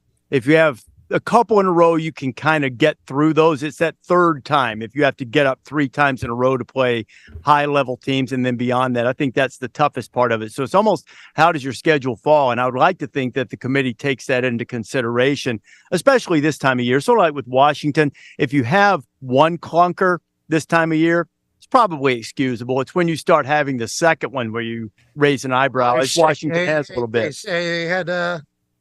They had a thing, right? Yeah, there was a sickness and sickness. Yeah, it's going to happen. Like Mahomes. But at this stage, having that little adversity, not that big of a deal, especially if you have a dub. Late in the season, probably going to be a little bit more of a sway. Let's talk about late in the season. The SEC West is potentially being decided tomorrow right here in this beautiful stadium. How do you see this one going, and what do you think Nick Saban's saying to the boys right now as we speak? I think a lot of it is Alabama alum. Yeah, I went to practice for a little while yesterday, and I saw him show, and a lot of the same messaging occurred about staying in the moment, forgetting about the last play, don't think about the next one. I think all those things that's the messaging. To me, it's almost a style type game. If we start running up and down this field here, LSU's big advantage. LSU, they're built to win a game like that. If it gets more a little bit of a fist fight, then I think advantage goes to Alabama, and a lot of it will be if they can keep Jaden Daniels from converting third downs. When they have him almost off the field and then he scrambles and gets out, moves the chains, keep the drive going, that will spell trouble for Alabama. Hey, how many times have you done game day here? Oh, man. Probably, this is my 9th year of game day. I would say probably at least 7 or 8, something like that. Hey, we're going to be here tomorrow morning, bright and early. They got tents set up where I think they're tailgating areas. They've added tents to that area behind the last time. Here we go. It's so cool. So I have no idea what to expect tomorrow. Very, very excited and thankful for it. And Reese, we're going to hop on a bird, get back to the Thunderdome, and do our thing with college football prime time. Hell yeah! With the beautiful Reese Davis. We can't thank you enough, brother. Yeah, my pleasure. Thank you, Reese. Thanks, Reese. That's fun tomorrow. Reese. I'll see you guys. Appreciate you, Reese. Yeah, Reese. Appreciate it, Reese. Man. Pat, I don't know, you might have to reset over there. He's got to talk to Reese, but first off, how handsome is Reese? That was absurd. How smart is Reese? Sweet shades. Yep. Everything. Awesome. Like, he's just so. Connor's Reese has pretty never spot had. on What do they about say? his He look. never even had a piece of hair out of place. The dude seems to always be in control of every moment he lives in. Yeah, he's a clean-cut individual, and I don't know where exactly he's sitting Saturday, but it better not be next to me, because if it is, I'm going to be pretty pissed because I look like a slob, even more so than I do now. Oh, yeah, you don't want the contrast. Yeah, Exactly. Nobody wants to be right. Yeah, you don't want to be next to the 10, No. Right. You won't be near him. No, not You at won't all. be near him. Thank God. Yeah, There you go. yeah. We got you at least a couple people away. Smart. Now, Yeah. I have to bear the burden of sitting next to that thing. I mean, he's walking out of here. There's just like an aura. Yeah. Sure. Oh, His own bubble. look at this guy. Where is he? Yep. Where is he? Wow. Even the guy next to There him he can't is. even look at him. He doesn't even That's realize. Ryan. You know Ryan. Ryan's a dog. Oh, yeah. Works his ass off. Ryan's awesome. Ryan knows that. What a cool guy. Reese doesn't even understand glides. the moxie that he does have. No, out he here. doesn't. How could he?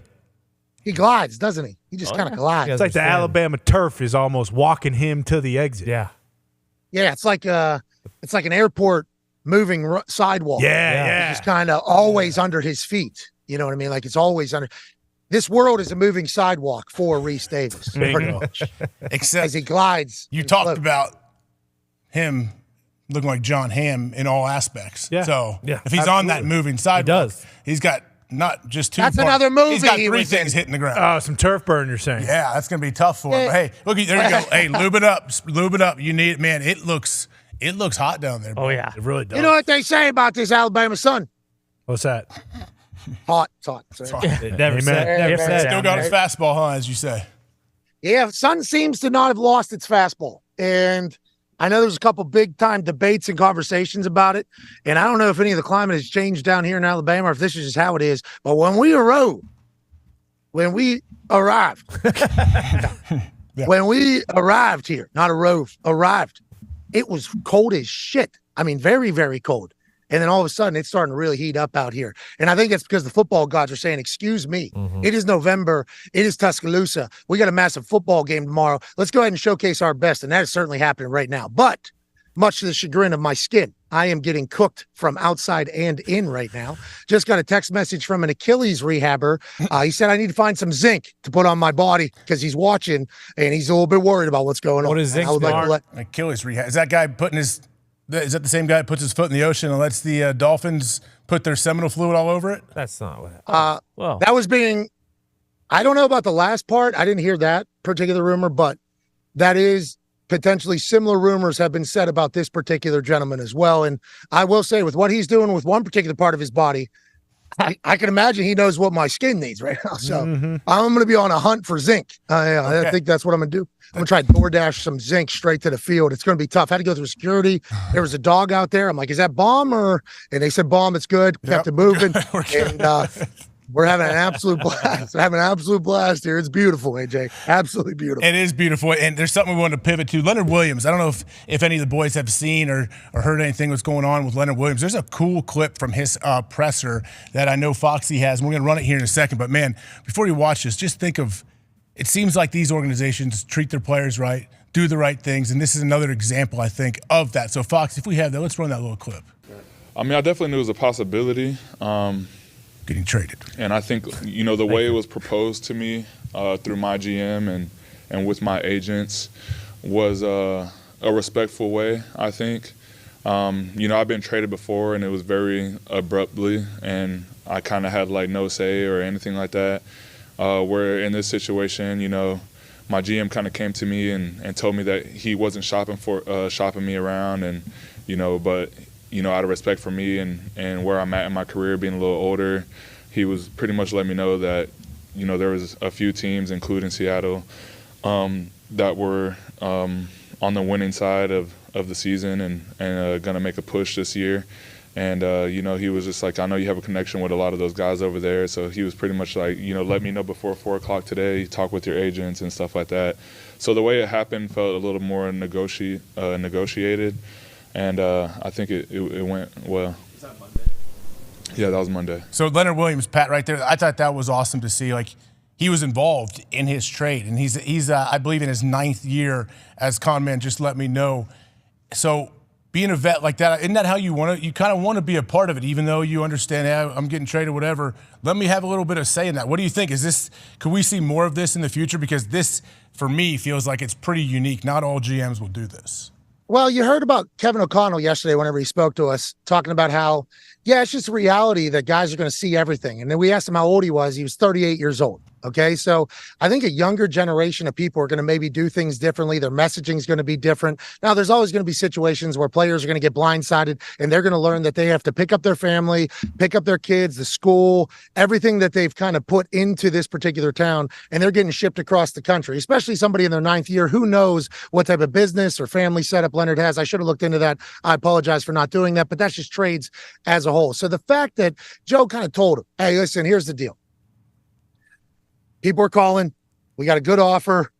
There's good stuff happening, but I only do this if you really want us to do this. Now, I assume he was told we could just do this without your acknowledgement anyways. Just want to let you know that. But we do appreciate and value you as a human being, And we would just like to get your thoughts surrounded around it. And if you're against it, definitely tell us why, and we could potentially work something different. I think it might be just a new way of doing business, although there will always be people that are either too scared to have that conversation with somebody, because a lot of that in business happens as well. A lot of that happens in a lot of people's lives where something doesn't go good or isn't going good and they don't say anything, or they don't want to say anything. They just want to avoid the conflict, avoid the conversation. So I think it takes a certain amount of courage to go and tell somebody that you're thinking about moving on from them and their services are no longer needed for your team. But I think this next generation of coaches and GMs and gatekeepers in all companies and all businesses, not just the NFL, are going to do things a little bit differently. And it seems like it's more so like, hey, you're a human as well, which we were just learning recently over the last 10 years, seemingly.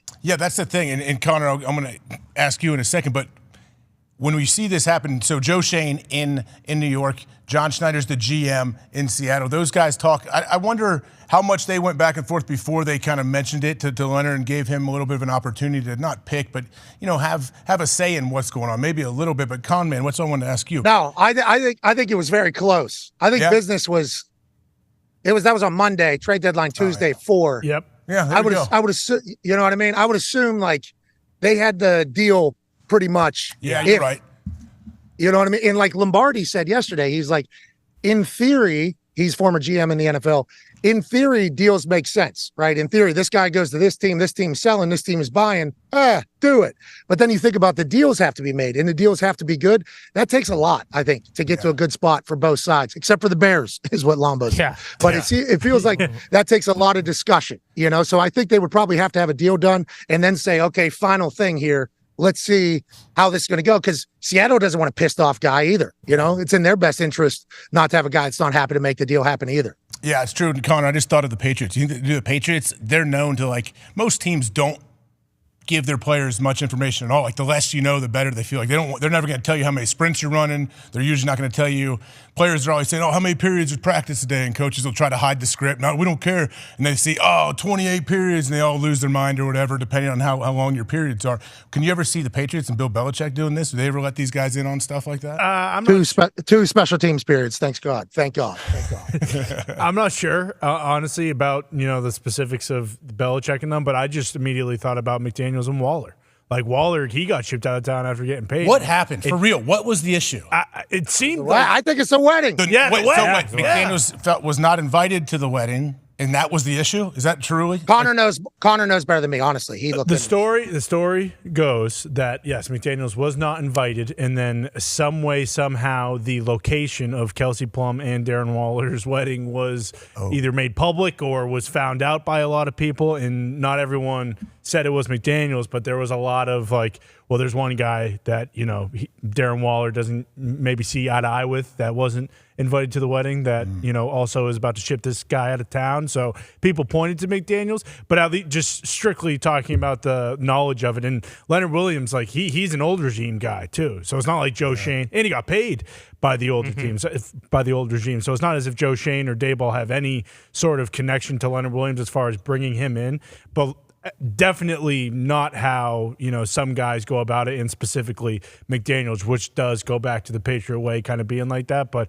I would assume instead of doing the whole entire not telling the player, Bill, as we've been told by Ninkovich and other people, he's pretty straight up with people. Like, hey, I think you're going to stink this year. You had 10 sacks last year. It feels like you're going to have maybe 6 or 7 this year, so we're going to pay you much less.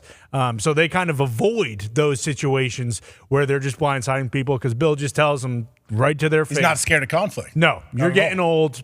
Sure, you had a great season. We don't think you're going to have a good season next year. Here's your offer. It feels like that is more so how Bill goes about it rather than blindside people. Well, I don't know, because remember, who was Jamie Collins? Yeah. Jamie Collins got blindsided. The Van Noy stuff. That's why I've kind of gone like that, because Van Noy. Yeah, you're right. Yeah, you're right. The Jamie Collins stuff is hilarious. AJ, do you remember this story? Yeah. What exactly happened? So allegedly, this is all just kind of rumors and alleged, and obviously this show is, good at it. We say allegedly. Still got a report on it. We're not the people that made this up. I would just like that to be known. We are just letting people know that this story exists out there. And if anybody would like to correct it, it's probably smart. But allegedly, Jamie Collins went into the team meeting room, and I guess Belichick was in there, and he said something about getting paid or his contract being up, and it was kind of overheard. And then the next day, like legitimately the next day is how the story goes. He was traded to Cleveland Browns back when the Cleveland Browns were the Cleveland Browns. And it was like, oh, is that right? Anybody else want to talk about contracts here in the middle of the team meeting? Because he just went to hell. He's actually went to hell. He just went to Cleveland. So good luck. And then Jamie Collins ends up back there. So I think there's been those types of trades that have been made as well in the history of the NFL that are maybe like sending a message or letting people know what's happening isn't going to fly in the future, or also telling the rest of the team, I see what you all are seeing. We don't need this person in our locker room. And also we were able to get something back. And to go back to Leonard Williams, him handling it the way he handled it too, whenever they approached him and told him they were going to trade him, is a very mature way to handle things as well. Mature. Yeah. Like I think these GMs are probably scared to do that because their biggest fear, they're scared of conflict, is that the person's going to freak out and be so mad and sad and devastated and standoffish and hate this person forever. So I think they're kind of scared that is potentially going to take place when they say, hey, yeah, we kind of stink at football and people think you're very important. So we're going to try to get better for the future, which you don't want to wait around for. Is that okay? Some people get really mad about that. So that'll be the first time some people are told that they're not good enough or not wanted on a football team. So the way Leonard handles it, very mature as well. And hopefully players will be able to handle that type of stuff moving forward as well. Yeah, and you guys would know more than any of us, obviously, when like certain teammates got traded in the years past. But it seemed like more recently, the whole like, oh, teams who haven't started well will just start, tanking or whatever. And that's what they'll do is they'll sell off these assets who either, in years past, it seemed like it was a guy who people didn't get along with or was like a problem or whatever the case may be. But now it feels more so like if a team is kind of tanking, like they're okay with trading a veteran who, is maybe playing okay and like actually fits into the culture, but they're more so doing the guy a solid by getting rid of him, as opposed to it always felt like, hey, this guy's getting traded because either the previous regime got him and he's not any good and we don't like him, or he's a problem and we need to get him out of the building because he's ruining the culture. Yeah, now and I think like Chase Young, he goes from Washington to San Fran, which is crazy to think that he's going to be on San Fran's D-line. Like he gets to rush the passer with all the rest of those unbelievable studs they have throughout that defense. But yeah, I think of that as, okay, these guys got to be upset. Hey, I'm traded. I got to uproot my family, all of this, but also you're going to probably a legit contender. Oh yeah, one of the teams that has a chance to win it all. Pat, don't you think? Well, I think when some guys get, I don't know, super sad about getting traded, I'm like, bro, your team was like 1-9, and you're going to a team that is 9-1, and you have a chance to win it all. You should look at the bright side, I think. Rasul Douglas. As somebody, Rasul Douglas, there was an emotional moment after practice with Keyshawn Nixon. I think Jair Alexander. I think all of that is very normal. I think that's very normal. You're going to, all these are my guys. This is who we came up with. This is it. But then after that, I would think you would instantly flip. All okay, right. I got a chance now. Yeah, if you have the football mindset, like next play, like, so what, now what? Let's go ahead and do that. But as a guy who stayed in Indianapolis for my entire career, and there was a moment where another team potentially was going to pay me or do something, and I just thought to myself, I want to stay in Indy.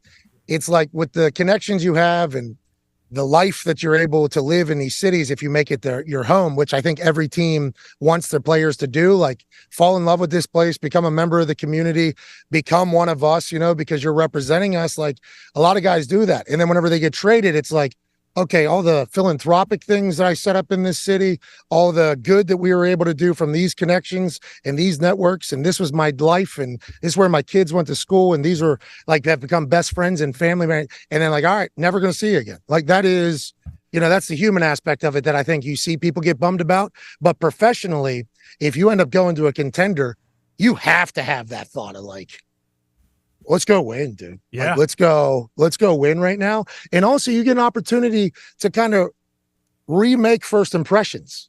So like there's some guys that in some locker rooms, their shtick had worn out. Sure. We hate this guy. But then you're able to drop in. It happens to coaches. It happens to coordinators. It happens to players. These types of things take place. So then you get a chance to go into a new locker room and it's like, all right, Haddlebags, they're hearing all my jokes for the first time right now. Okay, these people. There you go. You know what I mean? That is, and Haddlebags is one of our good friends who is one of the most hysterical humans of all time. Yep. But I don't see him that often. And I'm told that everything he says to me is what he says to everybody else. Whatever the case is, this guy has a new comedy special like every 4 months then, if he's hitting everybody for the first time. But that is what it's like whenever you go to a new locker room. It's like brand new everything. And maybe mistakes that you made in the last place, you can make them right. And then maybe if you had got off on the wrong foot with the equipment managing staff, like, okay, let's do that right again. It is like a new beginning. So there's a lot of positive as well. But the human side of it, just getting picked up and thrown, is certainly an interesting thing that happens in professional sports that doesn't really happen anywhere else. Well, and Pat, you always talk about too, like, hey, if you're winning and if you go win a Super Bowl, like there's enough to go around for everybody. So if you're one of these guys who is an absolute dog or stud, and you have the opportunity of going from a team who might finish with 3 or 4 wins, and you have like a career year, but no one sees it because you're never on prime time or anything like that, and then you have the opportunity to go to a team who goes to the playoffs or potentially win a Super Bowl, and it's like you really do have the chance to kind of really go make some money, or like you said, create kind of a new first impression of yourself. Hell yeah. And then think about, let's say you have friends that are from the other city that make new restaurants, get new experience.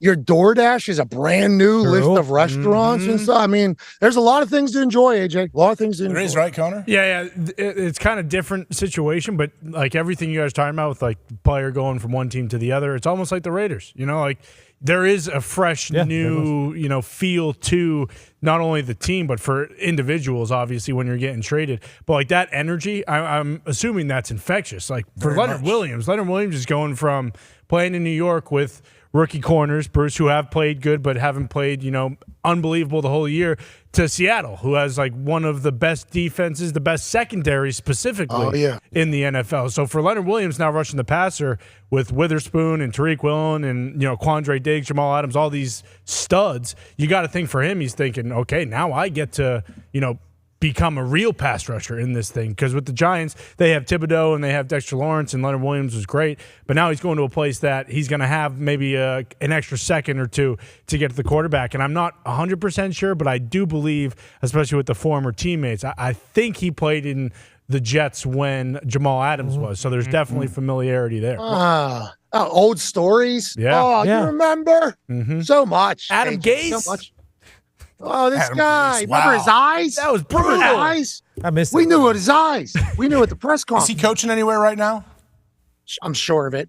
Somewhere. Has to be. Also, Leonard Williams is going to have fun. He's going to Seattle. Like, I'm sure he had fun in New York and everything, but Pete Carroll and what they do, like, I'm sure Pete still has his cleats on at practice. He's running routes. He's running cut 110s. Pat's applying more sunscreen. Good job. Smart. That's very smart. Buddy, do it. I accidentally get a glimpse of myself here, and it's like, what's the difference between me and these seats behind me? They're called the Crimson Tide.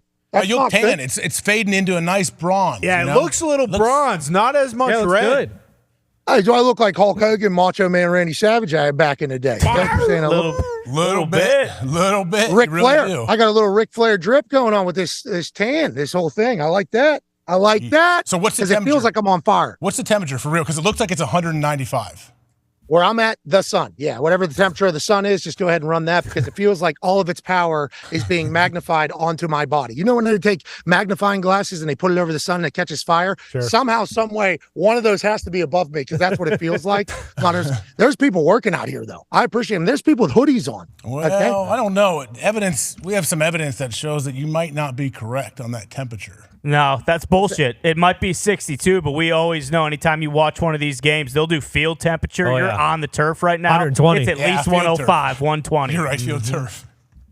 Yeah, it's 64 on this guy's phone. Just want to let you know that. 64 degrees. So I believe you. I believe you. Especially on that turf, you can add 20 or 30 degrees because that ground up rubber in there, that'll heat you up. No, that's right. That's natural grass.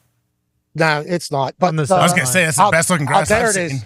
Oh, yeah. Out there it is. Field. Out there it's grass. Yeah, here it's turf. Smart. Yeah. That's a smart move here. Genius. I remember getting introduced to bear crawls whenever I came into the football world, in college. Burn your palm? And not mine. Shout out Tim McAfee has a kid that has calloused, I mean, we are Damn right. we aren't soft around here. Okay, that is. But buddy, I seen some people get some real blisters because on this turf in the summer, bear crawl work like 140 degrees or whatever the hell it could potentially be in that black rubber with the turf, with the cement basically just calling for the sun to cook the person. It is, it's a real deal. But I'm going to let you know the paint job that these guys are doing, ice cream. I mean, we're talking phenomenal stuff. There's a full paint crew out here that's been working out here.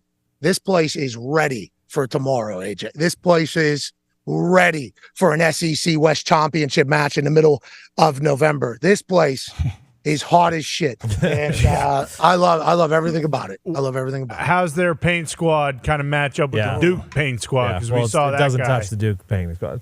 By the way, Duke, last night, tough. Like the good. Riley, the Riley Leonard news too with the toe injury. That's goes from ankle to toe. We well wishes, Godspeed. Good luck. Godspeed. But I will say, I haven't had as much interaction with this particular paint crew. They were in the middle of doing their thing whenever I showed up here out in the middle. So I haven't had the bathroom break where I sprint by and introduce myself. I will say no mustaches like Mike, I think his name was. Sounds right. Yeah. Mike or Sam. I apologize, pal. Sammy, Mike. Jim. He's from Sicily. I know that because he had Italian horn as well. And he said, "Are you Sicilian?" to me. I said, Tom. Sorry. Hey, way to go, Gumpy. Gump. Love you, Tom. I don't see any mustaches like Tom had, but I do see a lot of focused workers, which is a weapon. And I think in 2023, especially with this type of job, them being this locked in, I can appreciate. So I can't wait to meet these fine folks. And it looks like they're doing a hell of a job with the pitch. It is. Hey, Pat, quick question before. I know we have Artie Smith, head coach of the Atlanta Falcons. He'll be joining us here shortly, couple minutes. I might ask the boys, but Pat, I wanted to ask you first. If you were going to be a coach, I thought this last night watching Mike Vrabel, would you go 2 phones on the headset, 1 ear headset? What would you do? No headset? Madonna mic? What would you think you'd do? What's his name back at Pitt? Graham? Todd Graham? Yeah. Arizona? Or ASU? Remember he used to have that? High octane. He started that at Pitt. So he had like the Britney Spears. Like the game day. That's like the game day mic they set you up in if you go work on the Zoltron. Bingo. And I'll tell you what, it's tough to look at whenever, kind of is tough. It is. But I think that's the most efficient. Like that's what we do. You know what I mean? Like our ears, we don't do the big things that people used to do. I think I would want to do. But wouldn't you want to hear? But what if you did the 1 ear and you could hear everyone else talking on the sidelines out of your other? Like that would be weird for me. I don't know. I don't know what I would do. Yeah, well, and also with new video evidence, allegedly, you might not want to have your 1 ear covered because there might be a stallions telling you run right, run right now. Which is another video that's every day. There's a new video of that particular guy. But I think you got to have a flip up thing though. Yeah, like that's sweet whenever they want something and they pull it down. Like that's ridiculous. You're right. It is. It looks like he's coaching like the spring game or something, and that's going out to all the PA for the whole crowd. But I can see how he thought cool and good because like also would want to do that. But just looking at it is tough in my eyes. I'm not the end all be all, obviously, but that is it. In theory, I think I like that one a lot more than every other one. But I think I would just do the flip up, the one to be able to. You got to be able to. We've been on pissed and. Flip it up. We've been on the sidelines of some of those games when it gets real loud. I want the biggest noise canceling headphones that you could possibly get. Yeah, I got some good technology these days. I think Matthew had big noise canceling headphones on last night because he didn't want to hear the crowd in case things got bad. Who? Matthew. Canada. Oh, yeah. Gosh, he was pumped. He was so pumped after that first touchdown. You could not have drawn it up. We mentioned it. Matt Canada, look at this. Oh, fist bump. Oh, went for the open hand. How cool he looked. I need a headbutt. I fucking love that. He should headbutt somebody's helmet and bleed down, start bleeding, right? What'd you say? What'd he say? He said it. You said it? Are you kidding me, Tone? Yep. He said it. Oh, mama, you're disgusting. Mouth just got us muted on TV. Pig. You pig. Weren't you a poodle for trick or treat with your daughter? That one hurts. That one I apologize for. The first one that happened, I don't apologize for. This one I apologize for. That one, I'm disgusted with myself, Pat. I am a pig. All right, just take a minute, Tone. Take a minute. We have our featured guest. He's online. Everyone, he joins us every single week. This guy's obviously unbelievable. Hopefully he still has his amazing, amazing mustache. Please welcome head coach of the Atlanta Falcons, Mr. Arthur Smith. Yeah! Yep, we're there. We're good. We're good, Coach.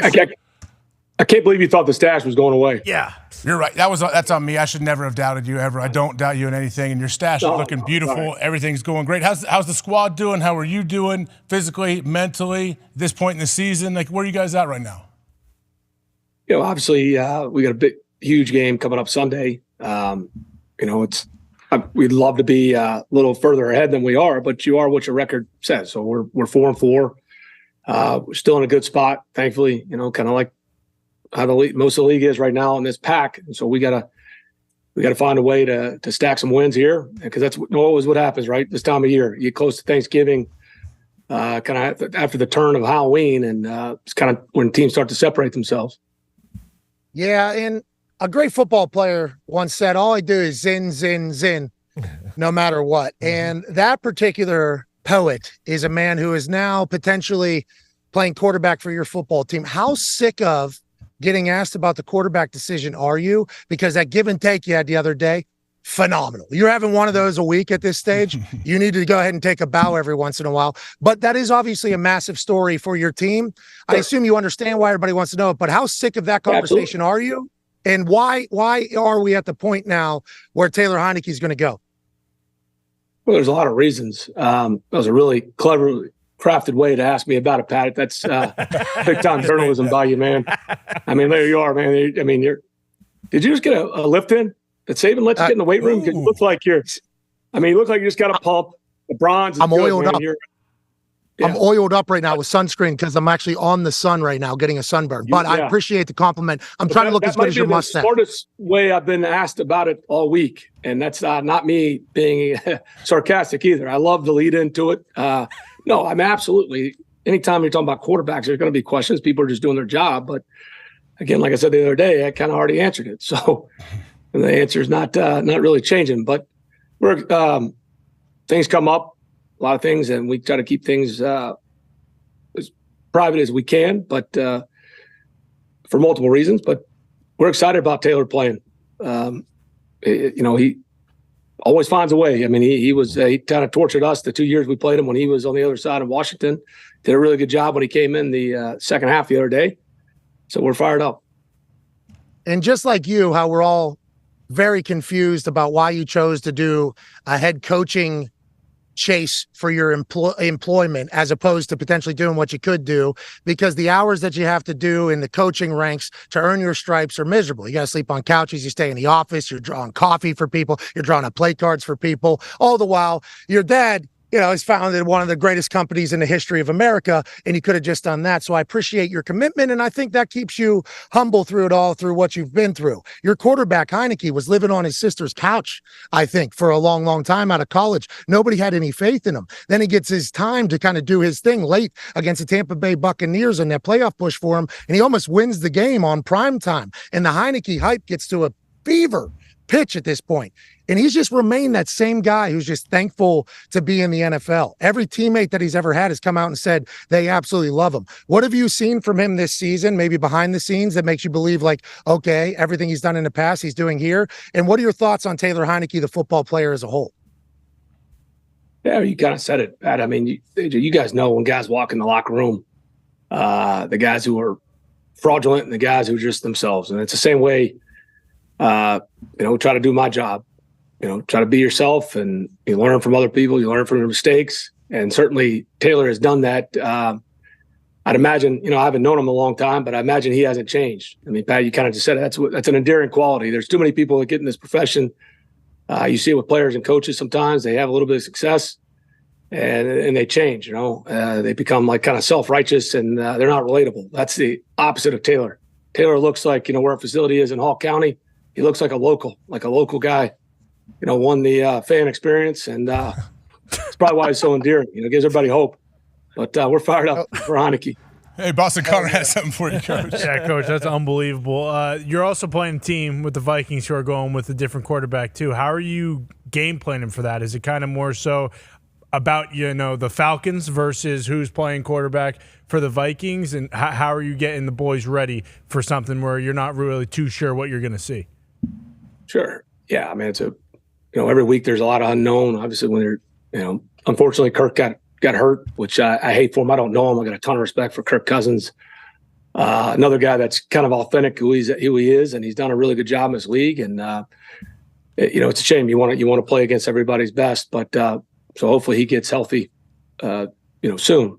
But they're whether they play Jaron Hall or Josh Dobbs or Sean Mannion, a lot of things. It's like when we were playing Tennessee last week. They're going to go with a different quarterback, but you kind of have an idea of how they want to play. Philosophically, what Kevin O'Connell and that staff they put together. They got a talented offense. They do a lot at the line. They got smart quarterbacks. So I'm sure, like a lot of teams, you try to protect the quarterback. They'll try to run it. I'm sure they'll try to have some good shots in there. Similar game plan to what Tennessee did with any young quarterback and play to the guy's strengths. So there's a lot of things you evaluate, and then the other part, you're right, it does come back to us. We got to execute better as well. How was the interaction with Vrabel? Before game, during game, after game? We know there was a little bit of media. He brought us into this whole thing. Okay, Vrabel's doing what he had to do. But how was it seeing him? And did you get a chance to watch last night? It feels like they got a guy in Will Levis, Coach. Oh, it was great. Seeing him, talking to him before. He literally is one of the funnier people I know. And so there was some good back and forth behind the scenes. I won't call him out here on TV, but then, pregame. No, I won't. Pat, I'm not going to do that today. Maybe a hint. Think about It's Braves. He's spare catching kickoffs every time he's on prime time. I think he's deserved it. No, it was great catching up before, but when the game starts, when we're both trying to do everything good to help our team win, and they did a nice job. They obviously had a good plan, and we put ourselves in a hole, and they deserve to win. So we got to continue to improve from it. But there were so many. It was good. We don't play them all the time. It was a little weird going in there as a visitor, but it was good. But the one was kickoff, as you know, Pat. I was there to do a job. It felt like a normal game. Coach, now, unfortunately, you guys, I know, lost Grady Jarrett, unbelievable interior defensive lineman for you guys, making plays for a long time now in the league. What can you try to do, I guess, to make up for him, obviously, and how big of a loss is that for you? Yeah, it's unfortunate, obviously when guys get hurt in the NFL, but, there's never going to be one person, every week. The plan may be a little bit different, but the other guy's got to step up and, you mix and match. You may move a guy here or there. But yeah, obviously Grady's loss will certainly be felt, not just on the field, off the field, but he'll be back. It's not a funeral. It's unfortunate. Just probably, similar to probably how Minnesota feels. But that's life in the NFL. So our guys will be ready to go. We got Contavious Street. We made a trade with Philly. So add some depth in there, a guy that Ryan Nielsen's familiar with. And like I said, we'll mix and match, and we'll try to find a way. Coach, last thing before we let you go, how's your brother doing? All of them. Obviously, you have a million. But Dick Smith. No, it's his birthday on Sunday. Hoping. Happy birthday, Dick! Happy birthday! Happy birthday, Dick! Thank you, Dick. Yeah. Way to go, Dick! Love you, Dick. He still hasn't delivered his sponsorship promise. No pun intended. So I don't know where that's at right now. But he delivered a lot of meat to our office the other day. We had a full barbecue brunch because we're talking ribs, we're talking pulled pork, we had some beans, some spicy sauerkraut, some tenderloin. Dick Smith delivered the meat the other day for us. We appreciate that. Well, I'm sure he'll appreciate the shout out then. But my challenge is to push him. Yeah. Go ahehed. I'm sorry. No, say what you're going to say because we'll use this against them. No, say what I think you were saying. No, he's got to continue. He's got to deliver what the challenge I put on him. They need to sponsor you guys. Agreed. So it's about time. Yeah. Dick, listen, it's your birthday. It's your birthday, Dick. Let's go ahead and do that. Come on. Let's go ahead and get that done. We appreciate you, Coach, a lot. I appreciate you guys. We do, Coach. Hey, we're gonna let you get off and go talk to your team again. Obviously, you're running a billions and billions dollar franchise that's trying to get some wins. So good luck with everything. Good luck against Minnesota this weekend. Ladies and gentlemen, Mr. Arthur Smith. Yeah. What happened? Appreciate it, yes. What are you talking about? Hey, I like that. Hey, hold on, though. I like before Tone talks about Dick Smith running billions and billions of dollar operation, which is what he's doing as well. So I think is that what Tone was potentially getting at. But we gotta get to Dick Smith. He delivered this meat, AJ. Yeah, I didn't know that. What from? Does he have Memphis? It was food places delicious. too, or what? He just wanted to give you food. It was delicious. Dick knows where to get the good meat, and he sent it to us, and it was so good. So good, dude. It had a nice little letter from Dick Smith and the team at FedEx. And does he go by Dick Smith or does he go by Richard? Sometimes. I think it's Richard, yeah. When do people make the transition is always my question. But, I think when people who have a show just start saying it. Like, for instance, yeah, Richard Good is the guy's name that does the censoring here. True. But, I never knew him as that. I've only known him as Dick Good as soon as I heard his name the first time. So Richard, Dick, got it. Sweet nickname. Wish I could do it. He can. We apologize. But yeah, Dick Smith's the guy. He's always going to be one, obviously. He is. What about with Artie? And it was very, like he even said, he was very impressed with how you got that question in because that was great. He is definitely, Coach is pretty upset listening to people ask him about his quarterback situation. Is this an injury situation? Is it a health situation? What is it? And Taylor Heinicke is in, and he just continues on his path and never gives up. And then you get there and you get him to, open up a little bit about it. What do you think about that QB situation? I thought I had him, bro. I was, as it was going, I was like, wait a minute. I think I can, because I didn't obviously, no, I did. I prepared for that. Every single interview we get to do and conversation we get to have, I prepared mightily for. And I have a list of things that I'm going to ask and say, and then we just execute that normally. Seems like every single day. Amen. Yeah, that's and the way I speak, you can tell that's the case as well. But as I was talking, I was like, wait a minute, I think we can get to this thing. And you heard him start to laugh early and like start to acknowledge what I was saying. I was like, yep, here we go. And I thought, and that son of a founder of FedEx, he caught it. Didn't he? I mean, he absolutely caught it. And I can understand why he'd be upset about it. He said we're keeping some things private. I think that's a new thing, right? That we kind of learned in this whole thing. What does that mean? What is that implying? And I think it's just like any quarterback situation around the NFL. This doesn't mean Desmond Ridder is done forever. But if Heinicke does well here, let's go ahead and let Desmond Ridder watch a little bit more, even after he's had his time. Zach Wilson did this like 10 different times. And I'm not saying Desmond Ridder and Zach Wilson are going to have the same exact NFL trajectory or career. But like if Heinicke does what Heinicke normally does, which is lead a team to win, which is what that Falcons team needs. They run the ball well. They have good defense. They have great special teams. It's like what Heinicke has done in the past is something that's good for that particular team. And everything we said about Heinicke, the human, I think is one of the reasons why everybody loves him and why everybody kind of rallies around him in the locker room when he gets his opportunity. So I think the boys down there are trying to get brand new Jordans. Remember, that's what Heinicke does after every single win. Buys the entire team Jordans or the entire offense Jordans, and they just kind of get this thing rolling. I think Artie Smith's in a good spot, but I think he's ready to get get to a spot where this is no longer a combo. This is Heinicke's specialty too. Okay, he goes in and when the division is not incredible, he goes in and wins the division at 7-9, and then he goes into the playoffs and almost beat Tom Brady. Amen. They played that Buccaneers team closer than any team did that entire playoff run. He's a gamer. He's a winner. But also to defend Arthur Smith a little bit, doesn't matter if Ridder, if it's a health thing, if he's banged up. Maybe it's a little bit of both. Like, yeah, he's a little bit banged up and he's not playing as well as he can. So yeah, we're gonna see what we have here. Try to inject something into this team, see what Heinicke can do. But it's not saying, hey, Ridder's done. He's never gonna play here again. All of that. Like that's not part of it. I understand.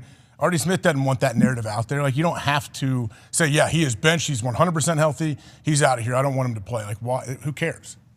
Last week, we were promoting Bill Carr's NFL Icons documentary on Showtime Plus. MGM Plus. At MGM Plus.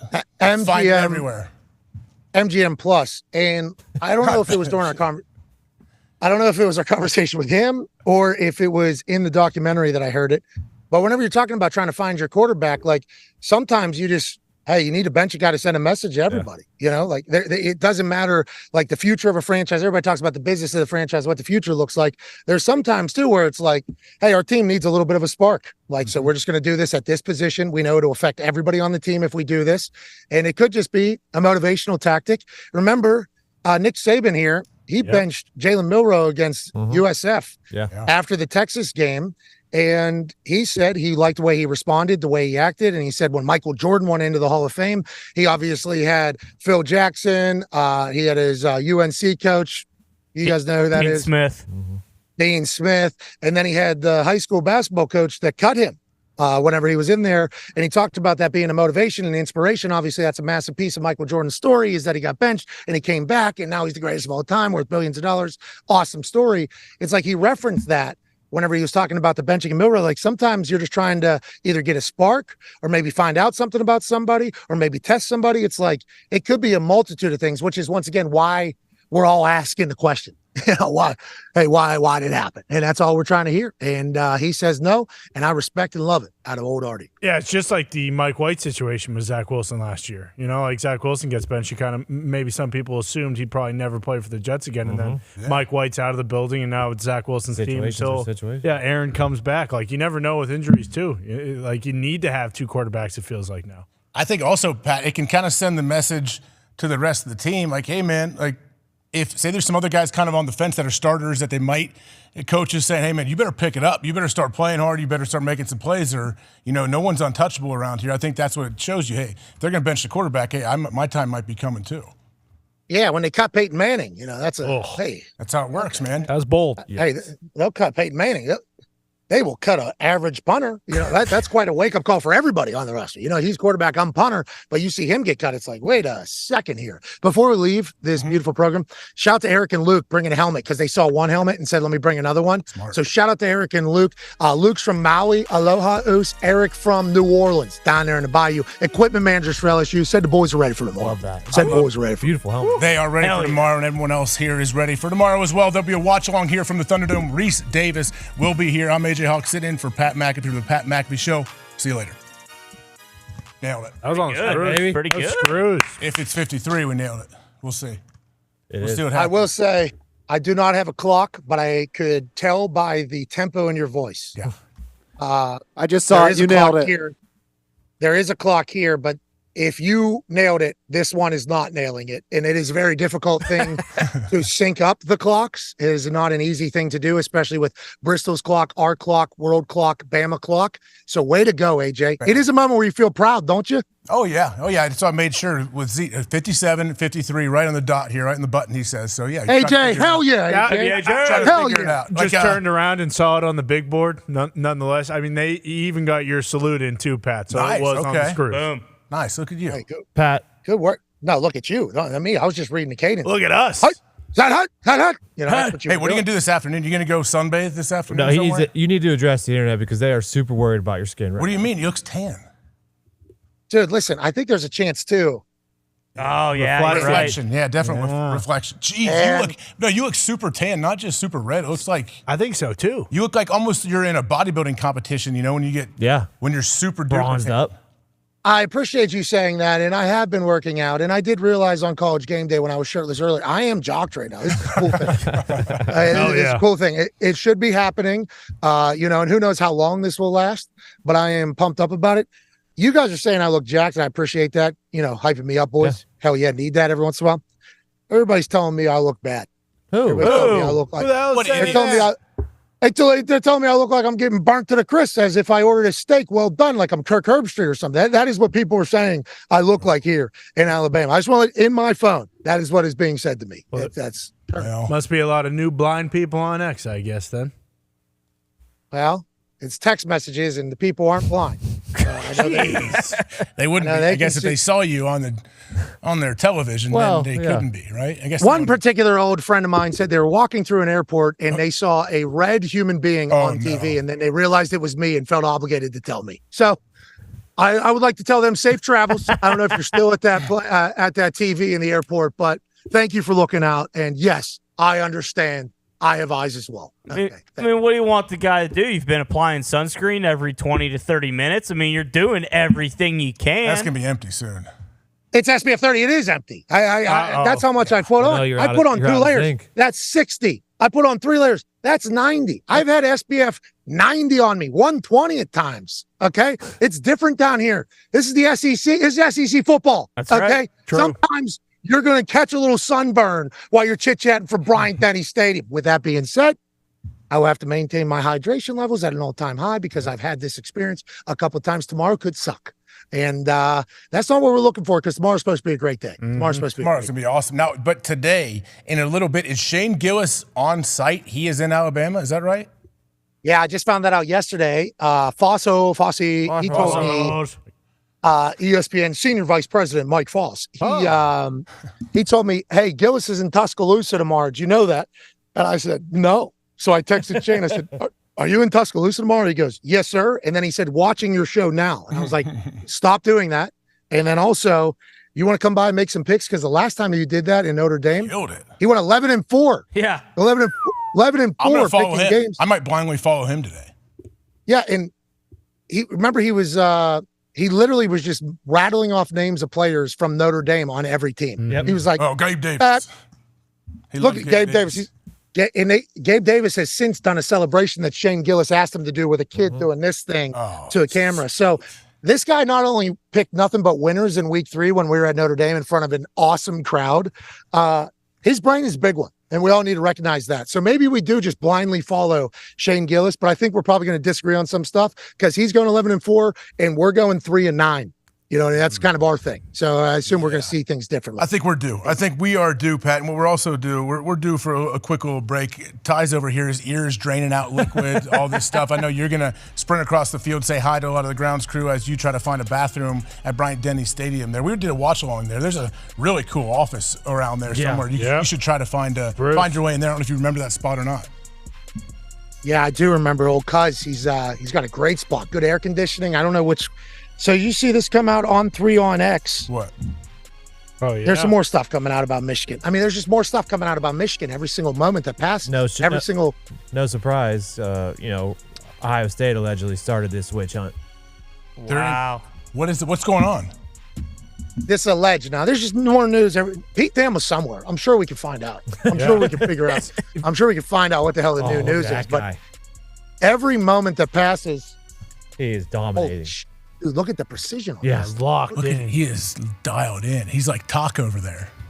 This way. That's a slow roll. That's incredible craftsmanship. Is he painting? He's doing the white of like the very edge of the big white line, or what? That's an important job. Gumpy, ship painter, talking about the slow roller. And I'll tell you what, this man here, he's a slow roller as well. This is his preferred speed because this is the speed of perfection. Okay. All eyes of the college football world are going to be on that man's paint tomorrow. And he said, they ain't going to see me looking like some drunk walker. No. I'm going to straighten this thing up. This is who we are talking about back here, not my red face.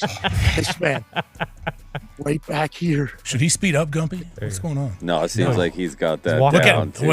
He'll get him keeping his He's feet got the out of touch. it. That dude can get 2 feet in anywhere on the planet. Look at dexterity. Dexterity is that George. what I've never seen that piece of machinery before. To be honest, He normally gets old speed in. What is it?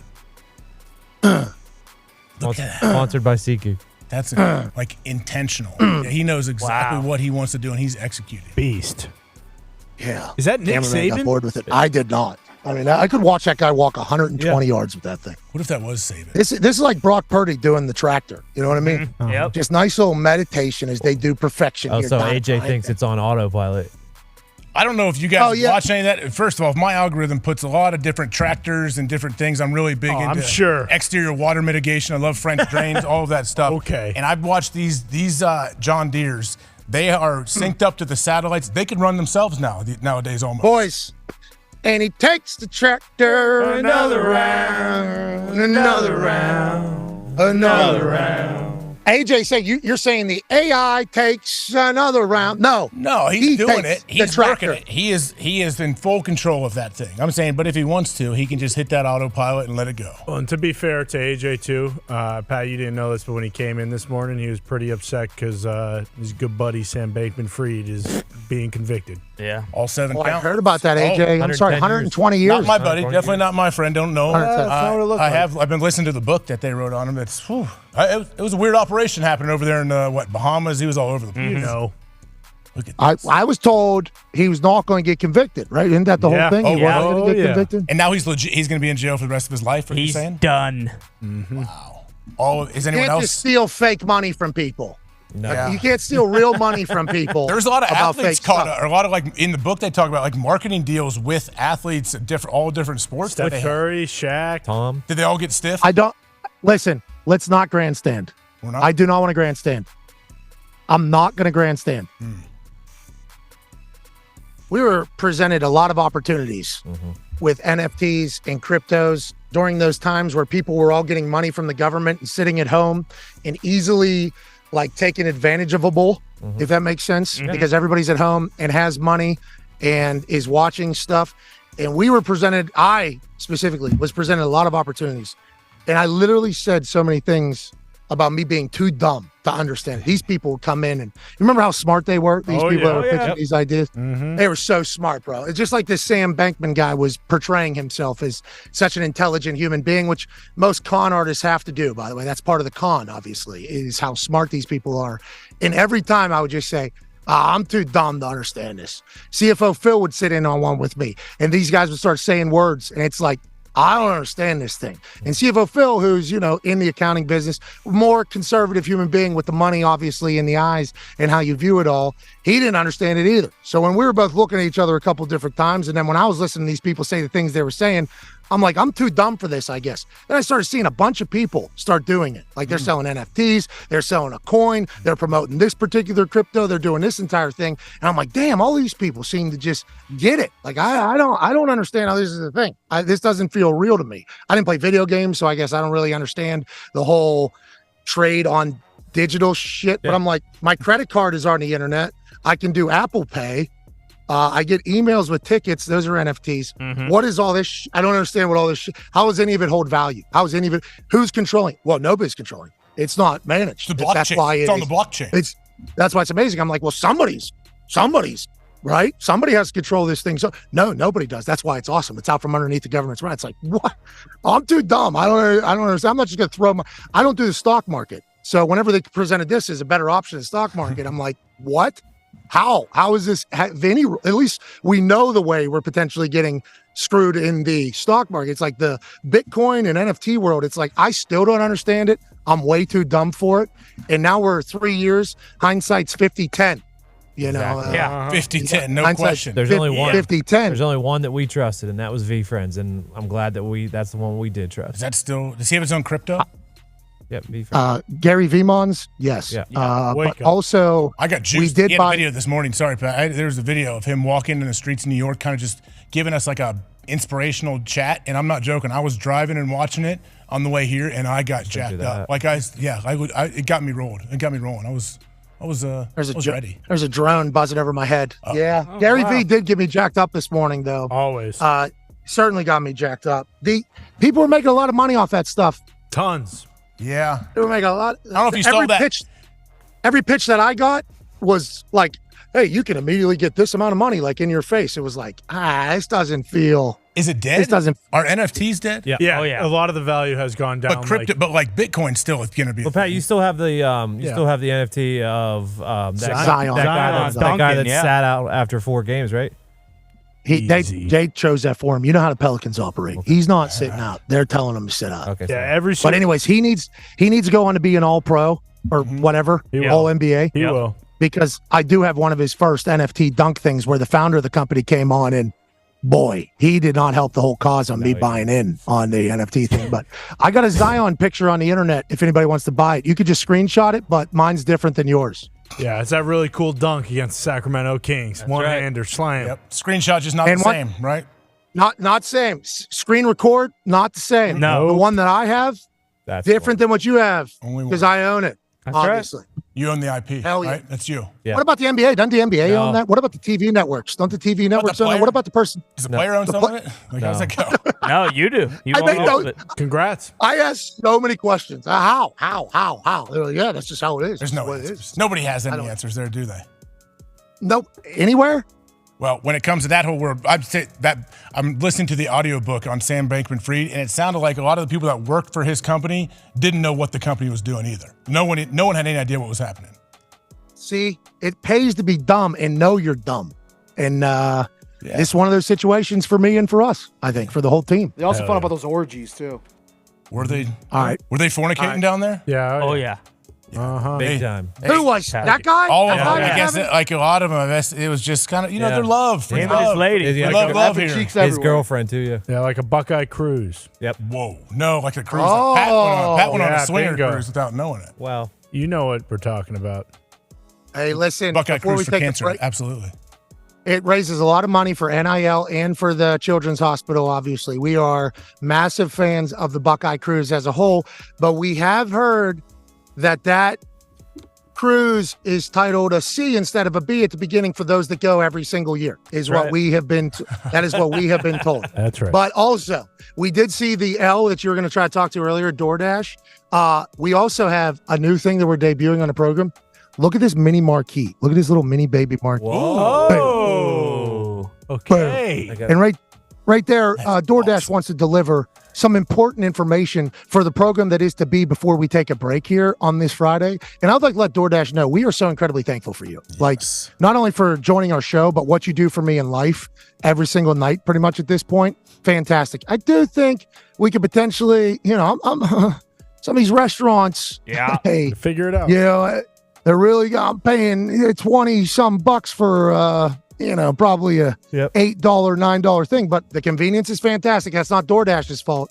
That's the restaurant's fault. Do what you got to do. But the DoorDash operation has changed my life and my wife's life for the better. So we are thankful they're here. And the mini marquee is beautiful. Shane Gillis will be making picks with us at the end of this hour, AJ. I can't wait for that. That's right. DoorDash has changed everybody's life. I feel like definitely mine. Everyone else's around. I love that mini marquee. Great job on the graphics. Everybody in the back. We're going to take a quick 5, guys. You can take a leak. Ty, you can try to drain your ear a little bit. I know you got a situation happening right there, but take 5, everybody. 5. Hey,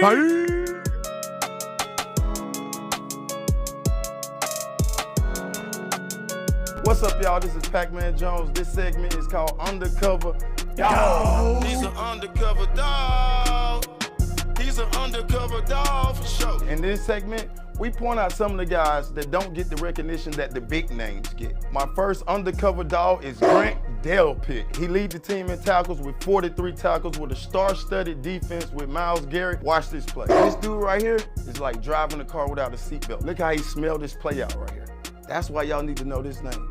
Grant Delpit. My second undercover dog is James Cook. His career average was 5.2, same average that Jim Brown had when he retired. Check out this play, this toss left. It don't get talked about a lot because he didn't score. Oh,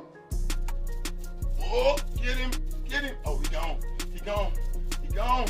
Oh, good run, baby. My third and final undercover dog tonight is Rasul Douglas. Lead the teams in pass breakup. Also top 5 in PFF grades right now. Good hands, my boy. Those were my 3 undercover dogs. Send me a tweet, hashtag undercover dogs, and tell me who should get recognition that haven't been getting recognition around the league.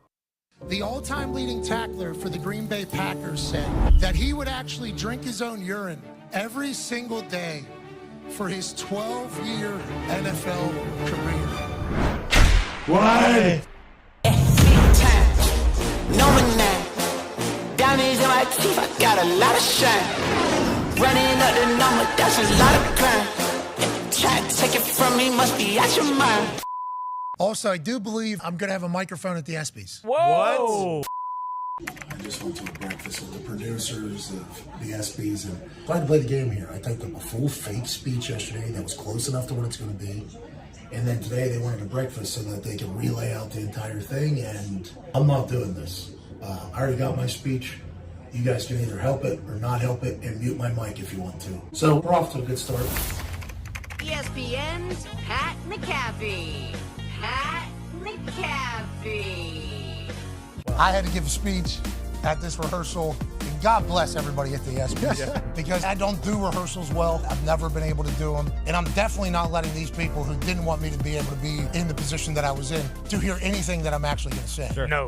So I had to give 2 fake speeches. Welcome to the 2023 ESPYs. I am not your host. No. Ladies and gentlemen, the best NFL player of 2023 the ESPY goes to the ketchup lover himself, Patrick Mahomes. There it is. Congrats, Patrick. You deserve it. We love watching you play football, Patrick.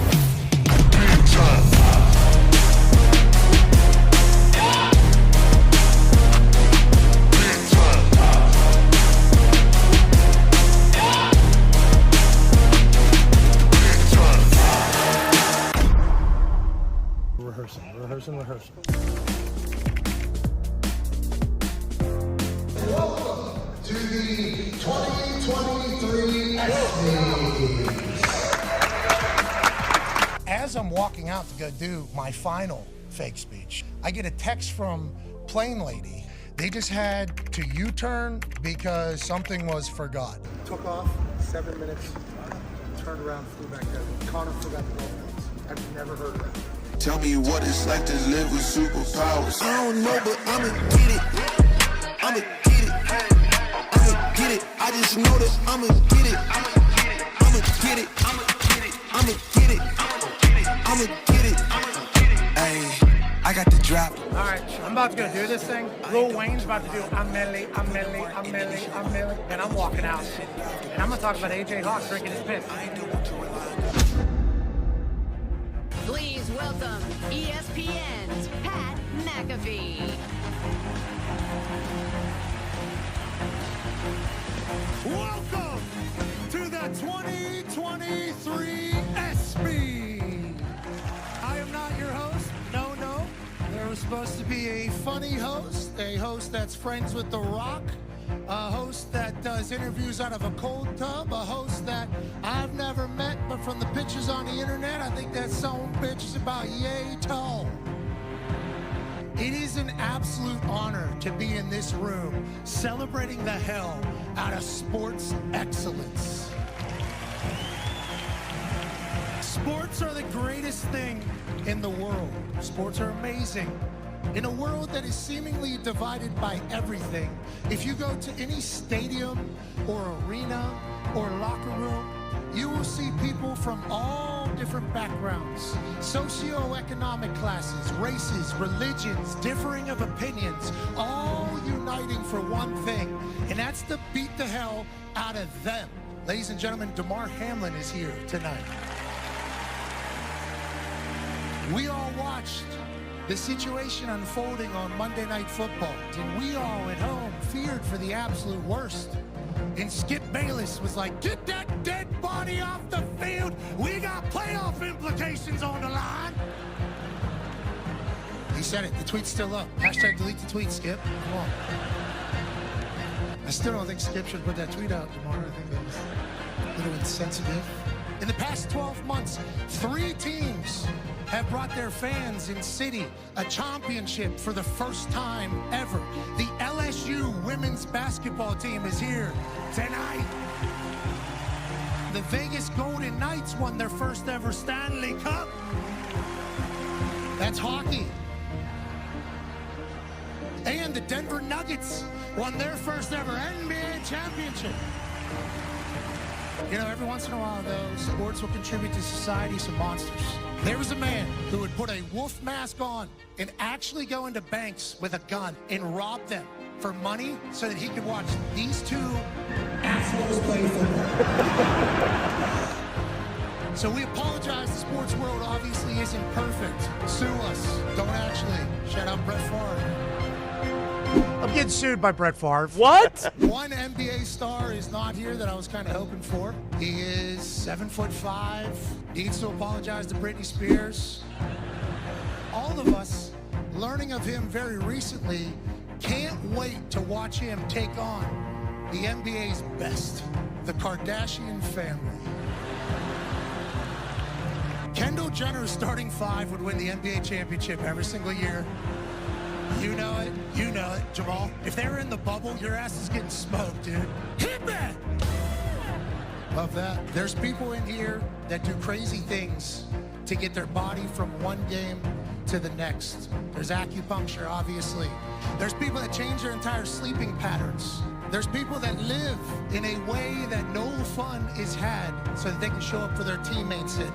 As we've recently learned, the all-time leading tackler for the Green Bay Packers said that he would actually drink his own urine every single day for his 12-year NFL career.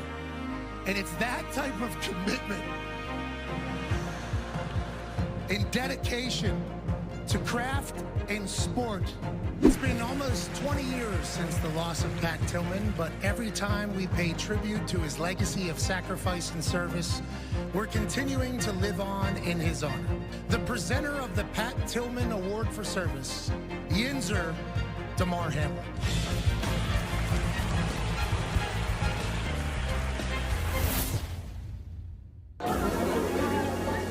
That's pretty good time. I bet almost Walter Hazard moments before I went out there, so vibes were super high. And I feel damn good. Hey, 20. let's go. This show stinks, and the fact that you listen, we are very, very thankful for. The all-time leading tackler for the Green Bay Packers, you pig! Damn it! Be a friend, tell a friend something nice could change their life. Sport. Here we go, hour 3, Feel Good Friday, November 3rd. I'm AJ Hawk sitting in for Pat McAfee. He is in Tuscaloosa, Alabama, with a special guest right now. Football is what we've been talking about. You still, Pat feels that little delay right there. You see that you get a little bit of a delay. Pat, who is that handsome gentleman sitting next to you, man? We had a very handsome guy earlier. Now we just, double it up. Who is this guy? Yeah, AJ, obviously this guy's sex appeal is what he's known for, and his stand-up comedy is certainly something that people recognize him from, but in our world, this son of a bitch won 11-4 with a anytime touchdown scorer bet in week 3 when we were at Notre Dame. Whoa. Happens to have a show here tonight. I assume both of them or all of them are sold out because that's who ladies and gentlemen, Shane Gillis. Yeah. Thanks. You hear the boys back there, right? Yeah. As we were introing, we couldn't hear shit over here. So, I mean, that's what you saw on the back screen there. And we just had to turn up the knob. Just had to turn up the knob in this entire thing. Shane, show last night, Montgomery. Yeah. Tonight, Tuscaloosa? No. Just Montgomery. I'm off tonight. Oh, so you just came here for the game? Yeah. Listen to this, AJ. He talked about scheduling these shows in places at games he wants to go to. Why is this one of the ones you wanted to get to before the season? Well, I mean, this I've never been to one of these games. This will be awesome. And Tommy Reese, dude. Still go Irish. Yeah, but what about Brian Kelly? What about Brian Kelly? Brian Kelly abandoned us. Oh, no. Tommy did the right thing. Oh, no. This guy last time, every single Notre Dame player that plays in the NFL was name dropped by him and the reason why he picked the teams that he picked. And I think we just dive right into these game picks, AJ Hawk. Yeah, we are. But sorry, there's Tone Diggs is making me address the shade situation. Yeah, Before you were sitting on the surface of the sun, it looked like. Now you guys are under some kind of shade. Did Shane order something in there? Did he demand it? Say, I don't want to get burnt today, or what? What's going on? So, you know the fine people at ESPN. Honestly, they've taken care of us far too well. And the setup out here, it's ridiculous. We got our damn fucking logo on the Jumbotron at Bryant-Denny Stadium. So when they saw me cooking, they figured out a way to put a 10 over top of me. Smart. They built this for the last hour. Shout out to everybody for doing that so I don't die. But also shout out to Shane. He's the only one still in the fucking sun, though. Like at the beginning of this thing, the shade was going this way. So he's still kind of getting cooked, which is a damn shame. But this is much better life. Yes, Tony. Okay. Much better life. This is a much better life. And you're right. Why not get to our picks? We have the greatest handicapper that we've seen in many months, obviously, in Shane Gillis right there. So let's see if we can pop these games. Is that pressure? Are you nervous right now? Yeah. I got a lot of pure luck last time. No. I was just nervous. Should we let him go first on every game, Pat, or should I go first? Absolutely. Okay, Shane. Here we go. Shane, the first one on our agenda right here. What is this? This is tough to read from over here. Dolphins, Chiefs. Dolphins are playing the Chiefs in Frankfurt, correct? In Germany. Mm-hmm. Yeah, 9:30 a.m. game. Chiefs are favored by 1.5, or you could get the Dolphins and 2 points on some sports books. McDaniel's cracking jokes in Germany. Chiefs are going late. I don't know if that changes anything for you. Chiefs, Dolphins, though, this one should be a primetime game. Instead, 9:30 a.m. Eastern time. A lot of people are going to see it. Most watched game on NFL Network. Shane, how do you like it? Chiefs. Any reason? Just because? Yeah. They're just, I wonder if Swift's making it over there. To Deutschland. That's back to South America again. How do you feel about that? That's love. You're in the celebrity world, you know. Yeah, you are. You're super duper celebrity, man. Yep. They're in love. I think they're in love. I think they're in love. I think it's weird for dudes to even discuss it. What do you mean? No. I mean, like this is girl stuff, dude. Why are we talking about it? There's been a lot of it. Yeah, they're a lot of dudes discussing it, whether it's real or not. Which is well, JJ Watt. He's in a high-profile relationship. Professional soccer players. His wife. He came out early and was against it, and I think we've all seen the same thing, dudes or ladies. That's true love. They're kissing each other on the cheek, dude. They're kissing each other on the cheeks. That is love. I assume some other things have happened behind closed doors, but you're right. In my eyes, I think you got two teams going two different ways here. And Patrick Mahomes is not sick anymore, so he's going to bounce back in a big way on the world stage. Give me the Kansas City Chiefs -1.5 alongside Shane Gillis, AJ. Yeah, I'm gonna have to ride with both of you. I mean, Shane. Obviously, I knew I was going to take with Shane, but yeah, give me Kansas City -1.5. They're going to win by 7 to 10 points anyway, Goopy. So be quiet back there. We'll be okay. Get a full Rams stable. at Packers.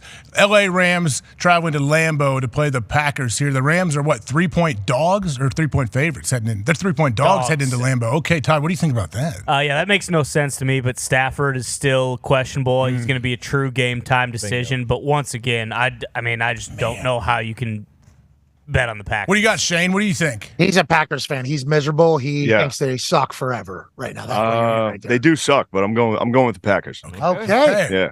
Okay. You just believe in them more than the Rams? I just believe in them. Trust That his is, instincts. Packers are the Packers until they're no longer the Packers. Yeah.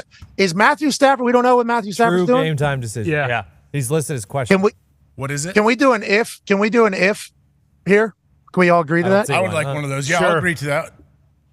Okay, if Stafford's in, give me the Rams. If he's out, I'll take the Packers. I'm the exact same thing right there. So we'll know it's game time decisions. So yeah, we'll figure it out Sunday. But yeah, I'm with you there, Shane. You're just taking the Packers -3, right? Yeah, I'm sticking with it. Fuck Matt Stafford. Look at stick. Yeah, fuck Matt Stafford. Shane trusts Fuck his you, Matt instincts. Stafford. Tampa Bay traveling to Houston to take on the Texans. Tampa Bay, they're 3-point dogs. You can get it +3 for Tampa Bay or -2.5 for the Houston Texans. Houston's a tough place to play, Shane. That's what they say. They're coming off their tough loss to the Panthers last week. Buccaneers with Baker Mayfield getting 3, or the Texans favored by 2.5. I'm going Bucks. I think I'm going with the Houston Texans bouncing back after that C.J. Stroud, Bryce Young situation last week. And I don't know what the Bucks are. Give me the Texans. Damn. Shane went 11-4 last time. I went 3-9. That's what I'm realizing here the last two. This is going the wrong way. Give me the Texans. Okay, you're taking the Texans. I was on them the whole time, and then I started thinking, why would I not go with Shane? So give me the Bucks at +3 right here. Right. I think Baker this is back on track. Shane, 11-4. You're the greatest handicapper in the history of sports. Stu Feiner is writing books about you. That's what's going on right now, Shane. 11-4. Hey, Washington taking on con man's Patriots, and Washington with 3-point dogs headed into New England. How is it going? Any health issues that we need to know about? We know Chase Young was traded away from Washington. Sweat is gone. Jeez, man, those are two dynamic players. What do you think here, Shane? Ah, man. Washington just traded like 2 of their best players. Yeah. I love it. But the Patriots. I'm going Washington. Okay. Oh. Yeah. Okay. I'm going Washington. Just because a little rally cry. Yeah, I think so. Yeah, there's a chance. It's in New England, but that's no longer like a big fear for people, seemingly. No offense, Connor. No. Feels like that's not really. Yeah, even when we went to the playoffs the last time in 2021 with Mac, I believe we had like a 2-7 home record. Oh, boy. Wow. I just, whenever you said Commanders, I thought to myself, yeah, why not the Commanders this week? And then yeah, give me the Commanders. No, they're selling. Yeah. No way. Give me the Patriots. Give me the Patriots. I'll take the Patriots. Yeah, I'll take the Patriots.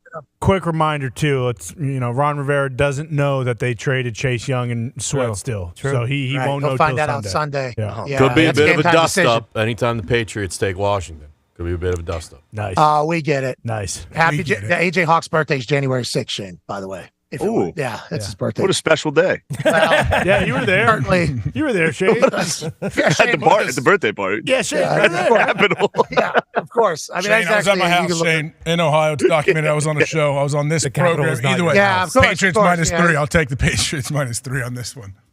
Bears Saints, a lot of points there. It appears is that 8.5, 6.5, 8.5 in New Orleans. Tough place to play. The 8.5's a lot of points, Shane. How do you feel? It is a lot of points. I'm going Bears, dude. Cole Kmet. Let's go. Oh yeah.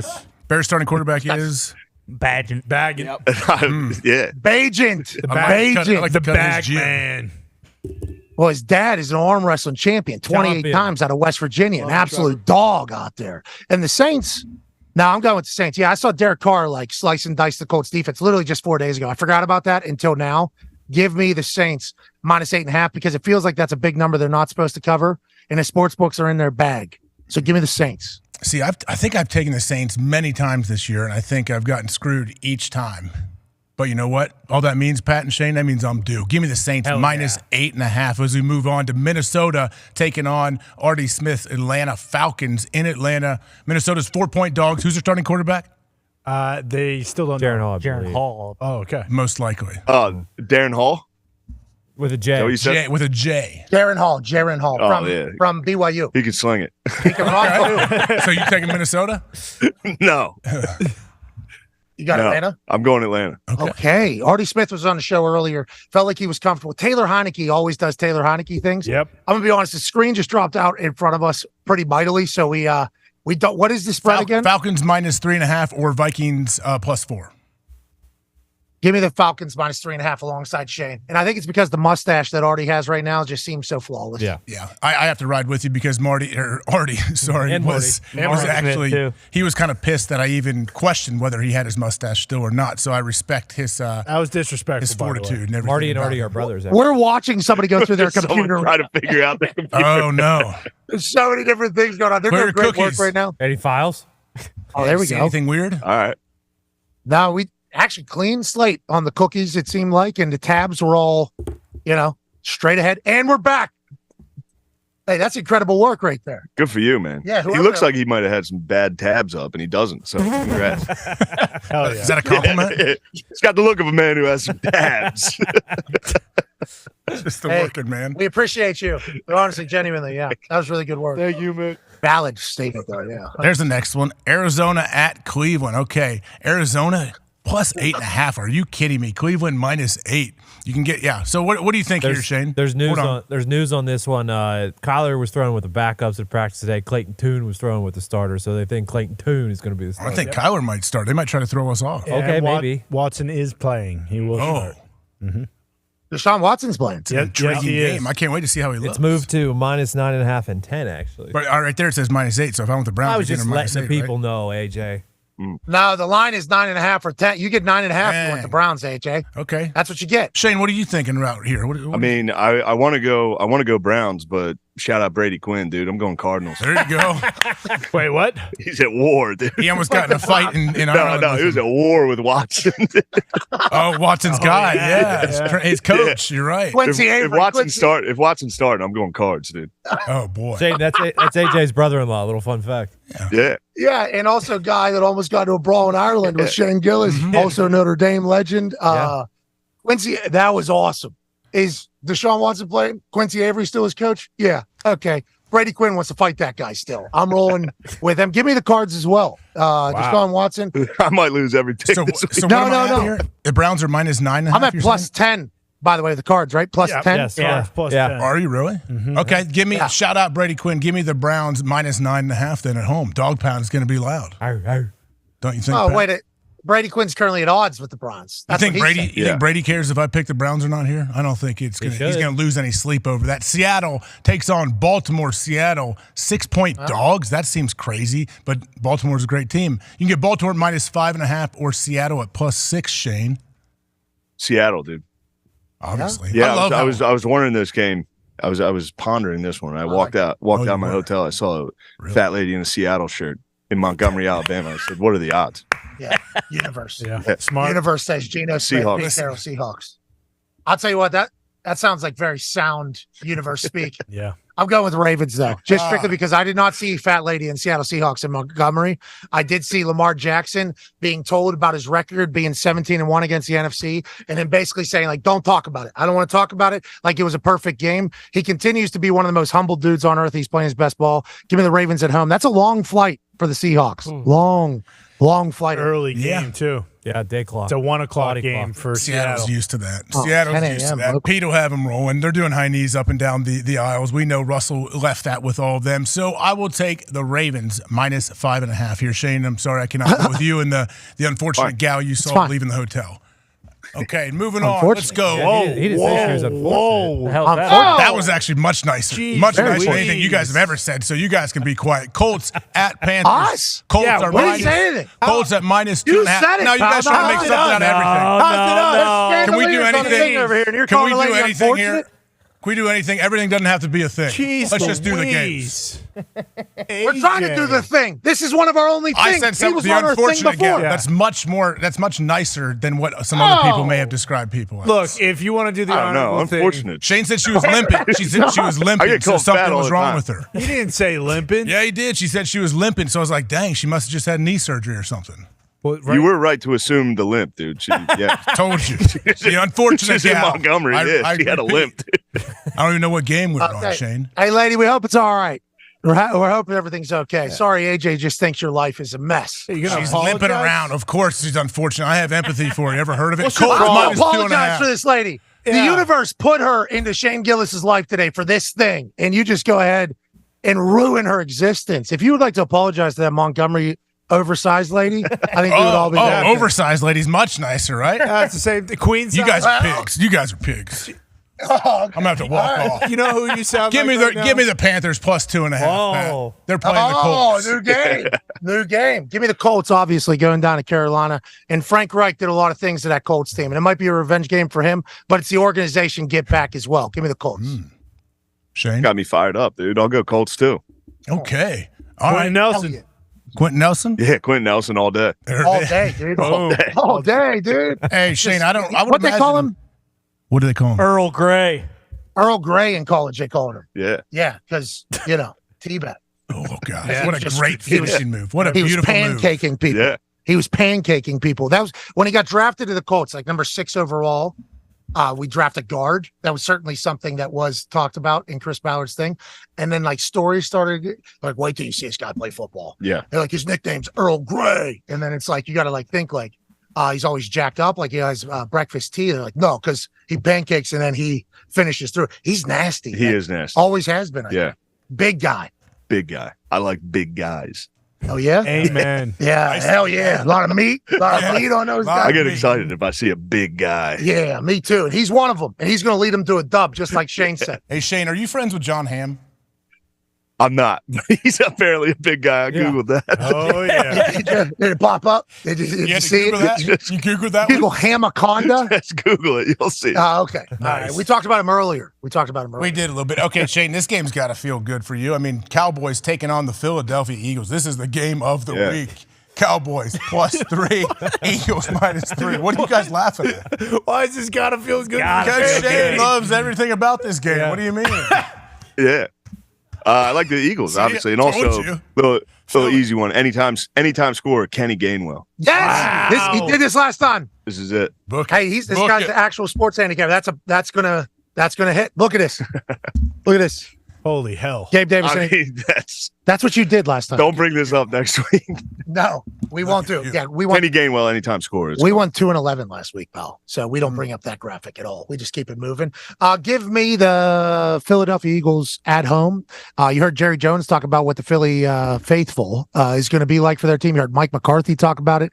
I think they are already overthinking this Eagles team. And I saw Jason Kelsey sing on the New Heights pod just a couple days ago. Seems like he's ready to go. Give me the Philadelphia Eagles. With that being said, give me the Dallas Cowboys plus 3 on the road at Philly. I don't know. I feel like this defense is what a soft pick. Soft, dude. Not America's I took the underdog. Obviously, that's not the soft pick. You took the hometown. Oh, yeah, of course, the Eagles. AJ, I forgot to tell you, dude. Ryan Day is soft. Lou Holtz is the man. Oh, boy. Why can't they both be the man? Soft-ass team. Well, I mean, they still won. Doesn't matter. The Cowboys got sacked. That's all right. We made some mistakes. Dude. We forgot to put the guy on the field. Hey, I love your head coach. I love Marcus Freeman. I played with him. I appreciate and respect what they have over there.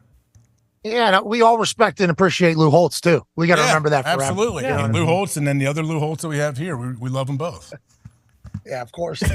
Giants taking on the Las Vegas Raiders. Okay. Touchy subject. My bad, everybody. No. No, it was not. AJ, we had him on the show. We had Ryan Day on the show. It was great. I thought it was awesome. AJ got all worked up, though, about it because AJ was associated with the two Lou Holtz's interview. That quote came from our show, obviously, when a fake Lou Holtz was interviewing the actual real Lou Holtz. So AJ was kind of dragged into it. And as you know, AJ's the hero of Ohio State. Yeah, so he's kind of attached to Lou Holtz. I wasn't dragged in. I've found out actually over the weeks that not many people knew it was fake Lou Holtz interviewing Lou Holtz when he made those comments, and they still don't know. I ran into multiple people like that don't know the internet. That's good journalism, baby. That's what everybody says about this show. Yeah. Good journalism. Always. And that's what we got going on, obviously. Giants at Raiders, Shane. Giants, they're 1.5-point dogs against the Raiders because the Raiders have obviously the new coach game, usually very successful. Tone says 100% after 100% win rate with after coach gets fired. Coach gets fired. Shane. All right, I'm going Durs. Go Raiders. Yeah, I'm going as well, just blindly because of the 100% success rate of the fired coaches' inspiration that comes to the team. And also, Giants selling at the trade deadline. Yep. So I don't know what the vibes are inside, but I know what the Raiders are, and that's high. Give me the Raiders. Leonard Williams gone. Give me the Raiders. Max Crosby, tons of pressures, maybe 3 sacks. We'll see. The guy is nonstop. Devontae, monster day. Yeah, it should be fun to see what these Raiders look like. We have one more game now here to pick, Pat. Sunday Big night one. football. Bengals. Some Bengals players talking a little bit, aren't they? Saying the Bills were making excuses last time because it was snowy. Well, hey, we're here now. What do you think? So, Shane, Bills are 2-point underdogs heading into Cincinnati Sunday night. What a game! I like it. I like the Bills. And again, dude, big game, Gabe. You're right. Anytime score, Gabe. I love that. We got 2 of those this week. Maybe 2 TDs. Whoa. That's crazy. So exercise, crazy talk on a Sunday night football for Gabe Davis. The celebration was sick. Yeah. Yeah, you got to enjoy that was the happiest I've been in a while. Yeah, you see that? You're real excited. Were you watching it live? Did you see it on the internet? Of course, I watch every game. Yeah. And as soon as it went live, you go bananas? Yeah. For those that don't know, he's been asking Gabe Davis to do a celebration after a touchdown for a long time. It was an internet video where the kid, That's exactly what it is. And for some reason, you were infatuated with it, and you said, Gabe, he did it. Yeah, he did it. And that's awesome. First touchdown against the Dolphins, he hit it. You still talk to him? How's he feeling? He's feeling good. We just send Instagram memes. That's it. We don't really talk that much. Great one. I used to have one of those with Stone Cold Steve Austin. I would just get a random internet meme from Stone Cold Steve Austin. It was the coolest day of my life. I've never felt sweeter. You got celebrations taking place for guys. I think this weekend is going to be one that's going to be remembered as the game in which the Buffalo Bills came back to who the Buffalo Bills are. They go into Cincy, get a massive win, and on Monday we have to go, Josh Allen, he has his bad games, but every once in a while, he can compete with the best of them. I think getting 2 points is a big deal. This is going to be a close one. Give me the Buffalo Bills in Cincinnati. Man, both of you guys make this tough for me. I've gone back and forth on this one, but I'm taking the Bengals -1.5 at home. I think that Bengals D-line can get some 4-man pressure. Hendrickson, Hubbard, obviously, as we see in this graphic, they're going to be all over Josh Allen. He'll still play well, but Bengals win, though. Okay. Well, I would like to take this incredible opportunity to tell Shane Gillis that not only do we appreciate his brain and comedy, but making us all that money in week 3. And this time, we're all blindly betting max bets with what you just did. Yep, that's what we're doing. Every game. We saw put the graphic back on, please. Please put the graphic back up here as we shout out DoorDash the best. You went 11-4 and had an anytime touchdown scorer that hit. This week, it was 2 of them. Yeah. And then now we know you're going to go probably have 1 miss. And we appreciate you doing that. Nobody's been able to do that in sports gambling. Thanks a lot. Hey, how are we doing on a special? We got a new special coming? I mean, it'll be probably like a year and a half. So you're in tour right now full time? Yeah. Go to ShaneGillis.com to find out where the hell you are. ShaneMGillis.com, yeah. What's your middle name? And you are? Michael. I knew it. It's a good one. Good name. I don't know why I said it like it was going to matter. Like groundbreaking. Like Jordan. It's actually Michael. After Michael Jordan, yeah. ShaneMGillis.com to find out where he's at. He was in Montgomery last night. He'll be in Tuscaloosa just hanging out this evening and watching the game. Hey, from our generation, I would like to say thank you. Hell yeah, man. You're going to be the guy. No, thank you. Ladies and gentlemen, Shane Gillis. Yeah. Thank you, guys. Appreciate you, Shane. Hey, pop that back on up to Go Irish. Zito if you want to. Go Irish. Who they got this week? Is she still there? It's actually a tough one. Clemson at noon. Oh, no. Dabo's Dabo. Yeah, Shane, what do you think of Dabo? You've been watching his pressers and everything. He seems to. I like it. Tough Dude. losing. He's a good man of faith. I like it. He said that guy went Old Testament on him, and he had to get Old Testament back. I didn't know exactly what it meant, but I appreciated it. Yeah, he's nuts. Yeah, he is. It's a good coach. You want a good nuts coach. Yeah, in college football. Yeah. What do you think about Saban? What do you think about him? I think he's probably nuts, dude. Like behind closed doors? Yeah, obviously he's a psycho. He's the best coach of all time. What do you think Brian Kelly's like? I don't know, man. Yeah, you What do do. you mean? Yeah, you Yeah, do. you Yeah, you do. What do you mean? Put I that don't know. kid up there. His new He seems accent. cool. Cherry picker, scissor lift, yeah. you know. Jeez. Wow. Jeez. Oh, bro. Jeez. Just saying. Bro. What's Just wrong with saying. you? It happened. That stuff's not do funny it. to joke about. You went too You're a far bad for guy. Shane. Yeah, that is not funny. Shane's telling us it's Thank too you for far. acknowledging that. Too far, Shane. Yeah, Shane, thank you for that. Shane Shane knows the Christopher line. Gillis. Oh, Shane knows the line. You know what I mean? He knows where not to go. Yeah, Michigan's cheating. Michigan's cheating, dude. What is happening? Kick them out, dude. What's going on? Get rid of them. Get rid of them, dude. Have you gotten to the bottom of it? I don't know. I like those Connor Stallions at Central Michigan pictures. You see those? Yeah. That's fun. Are those glasses recording? Does he have a camera in the glasses? I don't know what he's doing, but if they get rid of him, come to Notre Dame, Connor. We need you, dude. Steal some signals. I'm all for it. Nobody's really gone that angle. Like, hey, everybody's saying all this stuff, but also, can we hire? Wouldn't that be nice to have a guy? Yeah, West Virginia would love to have a guy that knows everybody. This guy writing a manifesto, being obsessed with your team. That's kind of weird, though, don't you think? A little bit. Yeah, it's crazy. That's good though. Yeah, you need that in college football. Yeah, it's like the coaches you're saying. You need an insane guy that will go pretend to be a coach at Central Michigan to steal signals. That's good. If you want to win a natty, yeah. How bad do you want it? Michigan needs to, dude. They haven't won one since what, 48? They got half a title since 48. Yep. Sad, dude. Sad, bro. Notre Dame's got big brains. How come you guys don't have any sign figure out? We'll figure it out. Okay. Dude. Don't worry all right, about sweet. Just hope that happens. I don't want to. You want to just hang? That's why I'm here. What's that? I'm trying to get some signals, dude. We might be matching up against these guys. We're like working for the Notre Dame football team. It's like, oh, Shane Gillis is going to all these games. He scheduled his shows around all the big games. Yeah, Saban's going to put you on and the I get drunk I get drunk and I miss every signal. I go, God damn it, what the hell was that? There's no way that guy's stealing signals. He was very obviously inebriated when he walked into this. Are you on the sideline of this game anymore? I will. Yeah, for the beginning at least. Bro, this place is awesome. What was it? Third quarter, Dixieland Delight. Yeah. When was it? Yeah. Awesome. Third or fourth. Electric. Dude, what time's light kickoff? show hits. This place is bananas. That one is? It's a night game. Oh, Shane, Night it's game. going to be amazing. The light show, like they manipulate the light. They do that place is awesome. The MC they have over there, dog. Juice. MC's got the juice. Really? Yeah, like not even, because some of those MCs are a little laughable. Yeah, it's a tough job. You're talking to a whole stadium. The one here, real talent. And the show and the music, real deal. Oh, that's exciting. Yeah, it should be good. You've been down to LSU? I guess they say that. I've never been. Yeah, I haven't been to any of these. The only SEC game I ever went to, I went to Tennessee at South Carolina a couple years ago. So will you tailgate out here tomorrow before? Yeah, I'll probably do. Yeah, go experience it. It is different down here, With dude. who? Randoms? With randoms, or do you know people? I don't know. I'll figure it out. That's a big demo for you. I'd imagine these college kids love your stuff. Yeah.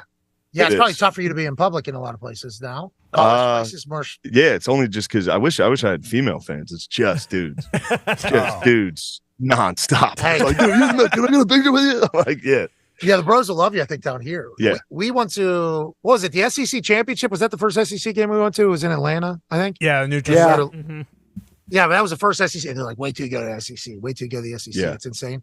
It is like a religion to these people. Like it Yeah. actually is. Like I mean- 4 or 5 generations have done. I guess Notre Dame's similar, but down here it's like everywhere. Yeah, for sure. You know? Yeah.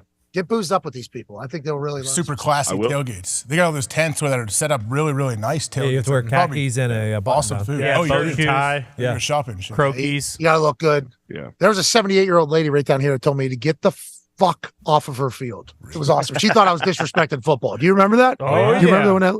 It was awesome. I'm like, I'm so sorry, lady, but I'm actually like forced to be here right now. They will not let me leave. But it is amazing. You'll have a great time, Shane. Awesome. I appreciate the Thank hell you out of guys for having me. All right, Thank you, boys. Shane. All right.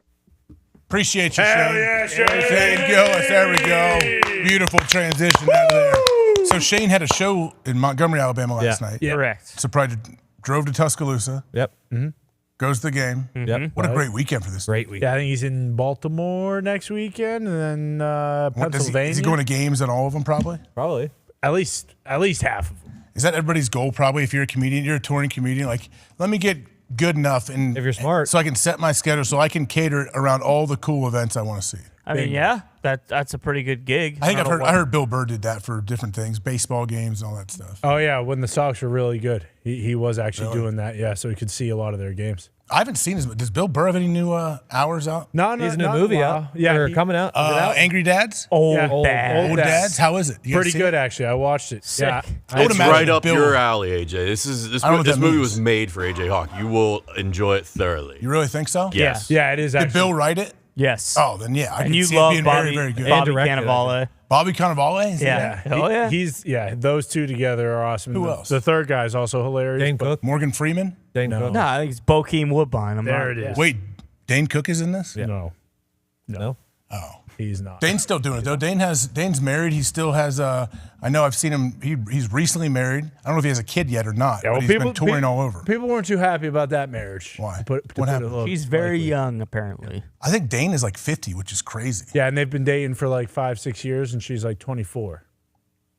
Does that add up? Is that okay? Well, I think How's that's that why work? people. What does dating mean? That's the other question. True. What does dating mean? That's why people weren't too happy about it on the internet. We all talked about it before. We were just happy that Dane found love. Yeah. Well, we love love. We do love Bingo. love. Love makes the world go round. That's right. And the earth. What do you think? Then why were you painted as the devil, Matt Canada, for Halloween? What do you think powers the There was sun? no love. What do you think powers the sun? I don't know. Love. And there's plenty of people that love the devil. What happened to Argo Land? Was it called Argo Land we What do you found? mean what happened? We found it finally. Yeah, I know, but we talked about it, and then I haven't heard one word since then. Well, they're still trying to hash out the kinks with the new Okay, continent. I know that we're joking around. This is a sarcastic program, and Pat will be joining us maybe when There's he a comes back. bunch of words about it. There's a bunch of words. Still, about though, Argo. from when we talked about it, there's a bunch of more words, or I feel like it's Bro, falling more off the words, face of or the earth. it might not just be. It might not just be Argo Land and Lego World. There might be a whole planet inside of Planet Earth. Yep. Well, did you read that article? No. No, absolutely not. Just read the headline Nick like did. most things. Nick did. It was very disappointing. Yeah, little misleading. I'm sorry. I don't need to know that. I was curious. I had to know. It wasn't a whole planet. It was a billion years ago. A planet collided with Earth, and there's some rocks left from the other planet inside of Earth. That's not even close. Oh, the big boom. The big boom or whatever. Is that the big boom? No. Big that's not boom, the big bang. But Oh, okay. Something happened. Though. that's a very misleading headline if that's the case. Very We have misleading. there's a couple rocks laying around from this meteorite that hit the Earth. Yeah. Well, headlines would never be misleading. You're right. That's not how the world works. What if Shane goes perfect right there? I just asked him that as he was on his way out. I'm like, what if you just picked a perfect slate after going 11-4? What if that's just your thing? Like you just happen to always get lucky whenever you're doing it. And I was like, pretty profitable little business if you really wanted to. You know, not a bad making picks for people. If he does it again, he should start marketing that. He should start pumping those out and letting people know. He's doing it right. He is. Yeah, What do you mean? Hey, he's working too, man. Like he's just on. There's no real like, are you on tour? Yeah.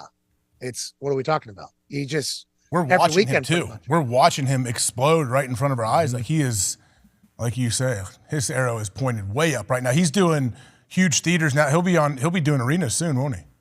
I assume, yeah, but it's also like good business and everything. I just asked him. He was like, "What are you doing tonight?" I was like, "I don't really have any plans. What about you?" He was like, "Well, if you want to go grab a drink or whatever, let me know." I'm like, "Can you do that? Like, can you do that? Yeah. Is that something you can do?" And he was like, "Can you?" I'm like, "I think I can, yeah, but I assume you can or whatever." And he was like, "I don't know." I was like, "Could be a catastrophe, I guess. We can go find out." So we might go get a little, maybe a little meal and maybe a drink later. What? But like comedians' business is interesting, you know? Like it is what you got to move to New York normally, and then you're on the road, then you're in a car. And then to get to this point where you're selling out theaters, like the amount of work that you've had to put in, not only to your craft, but also to your body and to your life schedule is very vast. So I'm incredibly pumped and proud of him. I don't really know him that well. But Most of them want to get to incredibly where pumped. Shane's at. Most comedians want to get to where he's at, but where Shane at, where he is in his career, is still a grind, man. Like you got to travel, you got to hit the road, and you got to. I think the toughest thing probably he has that special. Now you got to come up with a whole new hour because people are expecting more. It's like if you wrote a great album and you're a musician, cool. What's next? Yeah, he's early in his Yeah, career. but also, He is early. also musicians Can play the hits. you can play that banger for the next 50 years. Comedians, like, once somebody kind of hears your story, you know, I guess your diehard fans would be like, hey, I want to hear blah, blah, blah again. But you got to keep creating. But once they put it on the making. special, they burn it. They burn it. They won't usually use it again. That's the thing. Like it would be. That's a tough world, man. Very to tough. continue to come up with very like relevant, funny stuff. I don't know how they do it. And people turn on you quick over there. Mm-hmm. You know, people will let you know if they don't think you're funny anymore. That'll. Can you imagine But if I guess Shane went like super clean, everything? How bad people would call him a sellout?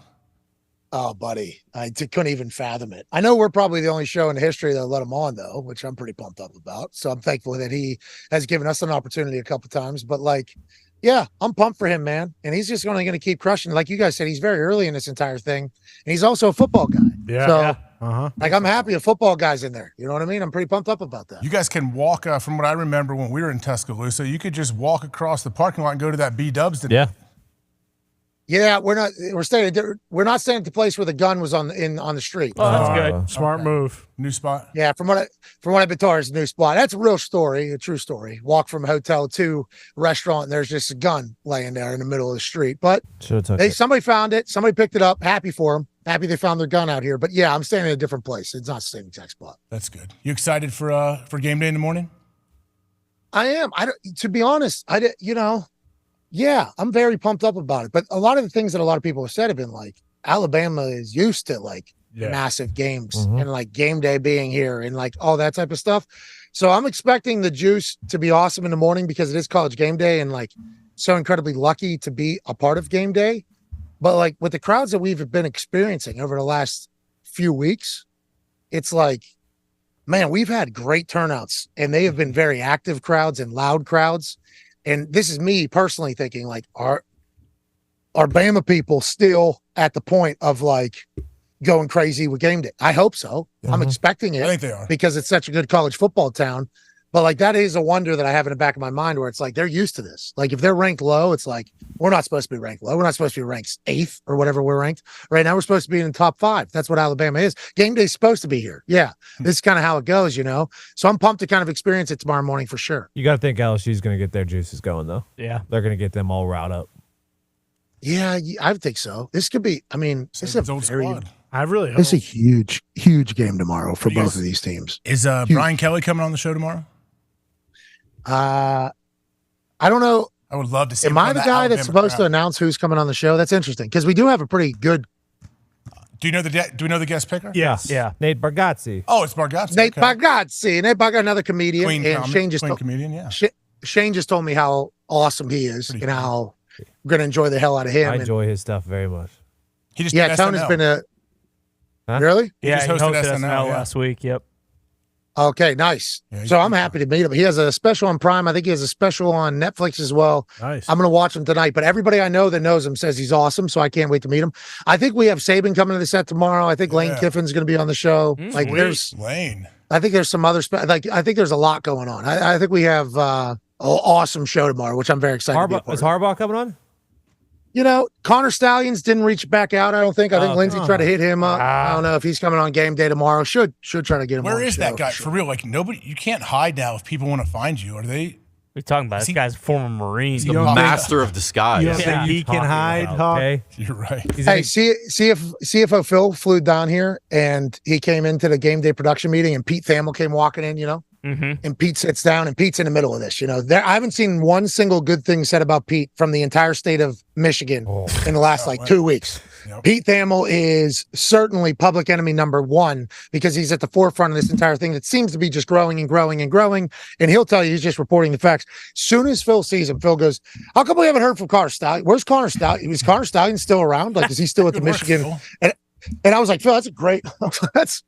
Haven't even considered that question. Like, is Connor Stallion still working in a building? Has he talked to anybody? Where the hell is he? He's hired some lawyer, I guess, but there's so much still to be kind of uncovered in this entire situation. And none of it's good. It seems like none of it's good for Michigan or for college football, by the way. Don't love it. Don't love it at all. But nothing's going to happen this season for Michigan though. They're still what's the new Tony Petitti. Tony Petitti has been pressured allegedly from the presidents and athletic directors and coaches from around the Big Ten that they would like to see a little bit more action. Am I getting that story right, Tone? Yes, you are. I believe. I could be wrong. I know the headline and what you just said is absolutely correct. I don't know if they had a conference call or something like that, but yeah, he's definitely getting pressured from all of them. He has a league call yesterday. There it is. Thank you.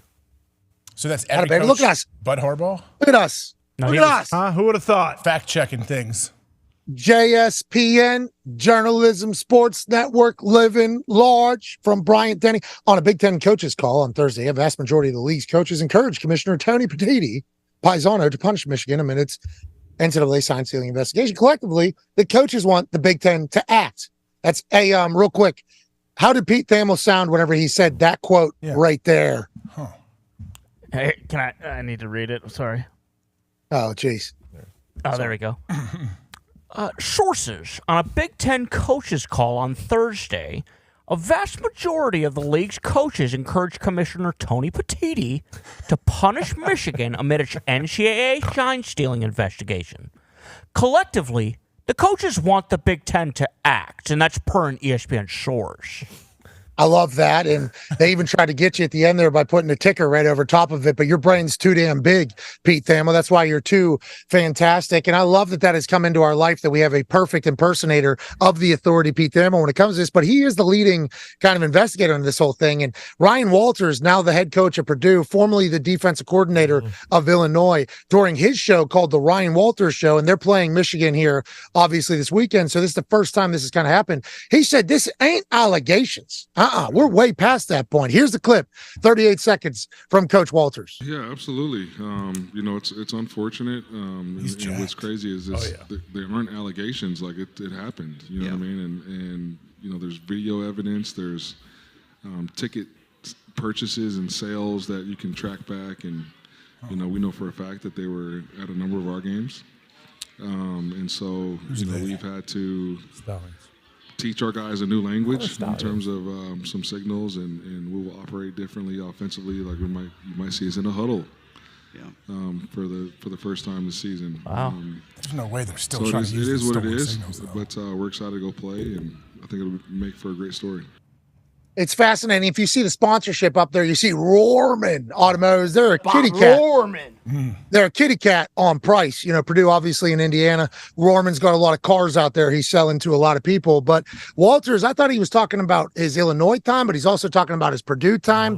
And you start hearing these coaches chat about it. I think they think a little bit more about it all than maybe everybody's like, it's not a big deal. It's like, it is a big deal. We got a lot to try to figure out. And it feels like the pressure's only going to continue to come, AJ Hawk. Well, also, isn't this really the first guy publicly as a coach that says, like, hey, these aren't allegations. Like, this is legit. We have it. Yeah. We did this.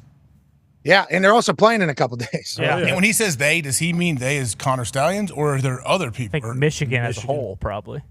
Could there be other people involved in all this stuff? Like, that actually did what Stallions did? Rogue agent. Who's paying Connor Stallions? Who's he working for? Who does Mr. 2 work for? Or whatever the hell the question is. But Central Michigan, too, tell me this, though. Is it possible, Pat, do you think, if you're a college coach, say you're a head coach of a college team, to where somebody is on your sidelines and he's in close proximity to you, that you don't know who that person might be? Is that possible? Full garb. Yeah, he's wearing your team-issued gear, too. So if you don't know who it is, your awareness is too low to be a head coach at a school that could potentially have cameras on it. And if you do know who it is and you're just trying to protect that person, well, that would mean you feel like you might be implied in this entire thing. So I think everybody around the situation is trying to cover their own ass. But like the genuine thought is, will they ever be able to figure out, or will they ever get the truth of who Connor was working for? Because like there is a situation. I think we've all kind of tried to figure out how Harbaugh isn't to blame for this entire thing. But like, if he learned of this guy who loves Michigan football, obsessed with it, went to the Navy, became a captain in the Marines, he maybe has an ability to do things that could make their football team better, wants to be a part of it. And then he basically empowers them like, yeah, go ahead and do your thing. We'll definitely utilize what you can do to make our team better. And especially because how much you love Michigan, we know for the good of Michigan, you'll do that. And then what if Connor Stallions just started running with it? Oh, I need to get better. I need to get better. I need to get better, which I guess is possible, but that's going to be tough to believe unless they are able to showcase that. And I don't know. I don't know how Harbaugh remains unscathed at the end of this whole thing. I think it's automatically going to fall on the head coach's desk because he benefited from it as well, if this is all true, the way it is being said.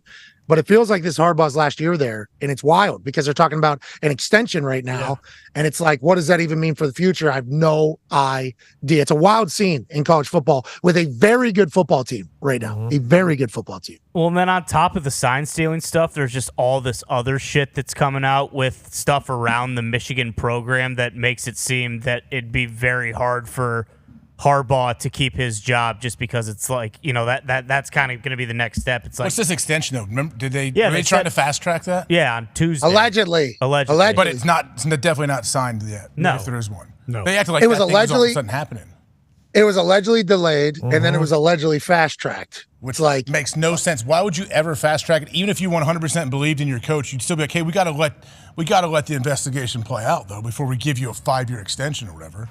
Not only like the team thinking about it, but like, what about Harbaugh? He has no idea what's going to end up at. Like, he said that getting suspended 3 games was like taking a board to his shins or to his hands because he's such a football guy. Like that's what. Who knows what this punishment? A year-long suspension? Like he's not just going to want to potentially just go to the NFL. And now people are saying the NFL is not going to give him a scapegoat. Okay. Who? Yeah, who care. said They care about who him said doing that? this in college. Yeah, there was people saying that. I think sources are telling me that. Go ahead. Was it Florio? Is that where I saw that? I think it wasn't just Florida. There's numerous people that were like, "What do you mean?" People around the NFL are saying that Harbaugh's not just going to be able to run from this to go to the NFL. It's like if they think he can coach, he absolutely can do whatever he wants. If they say this guy can win us games, yes, they'll hire him. Yeah, billionaires aren't leaking information to people on the internet about whether or not they're going to hire a coach that they think can lead them to a Super Bowl, and that's the only thing they care about. That they do not like Pete. You're saying like Pete Carroll. This isn't like situations before. The NFL is not going to be a scapegoat. It's like. Okay. If they think you don't think the Commanders, you don't think the Commanders with the richest owner in the or second, no, I don't know where he's at. Where's Josh Harris fall? I guess on the list. He's up there. He's definitely up I there. think Broncos below Panthers. Who's the Walmart? That's so he's third. Broncos. Broncos 64 billion, I think I saw. Yep. And then there's like a 20 billion, then there's like a 14 billion, and there's a couple 14s. Jerry Jones rounds out the top 5 at $14.1 billion, I think, in that entire thing. But the Commanders' new ownership, you don't think if they think that Jim Harbaugh is going to be a guy that can get them to win as soon as possible, they wouldn't hire him. Chicago, you don't think that big market that already understands and knows Jim Harbaugh, if they decide to move on from Eberflus trying to rebuild an entire program, you don't think they're going to want Harbaugh? Packers fans, Ty's already pushing for Harbaugh to be a Packers coach if that's to happen. And then you got people saying the NFL is not going to be as good. It's like, have you talked to the billionaires that are doing the hiring? I don't know if that's fucking true. I don't know if that's anywhere near true. Mark Davis like him? Do we know? Any relationship there? Mark will do anything. There was a relationship with the Bears. Obviously, he played for the Colts. Ring of Honor. Did he coach for the Raiders? Is that what He I said? coached for the Raiders a lot, like when Rich Gannon was quarterback. Yeah, we're good with Shane Steichen. Thanks, Diggs. Okay, I don't know what you're trying to do. No, I was just going through where he played.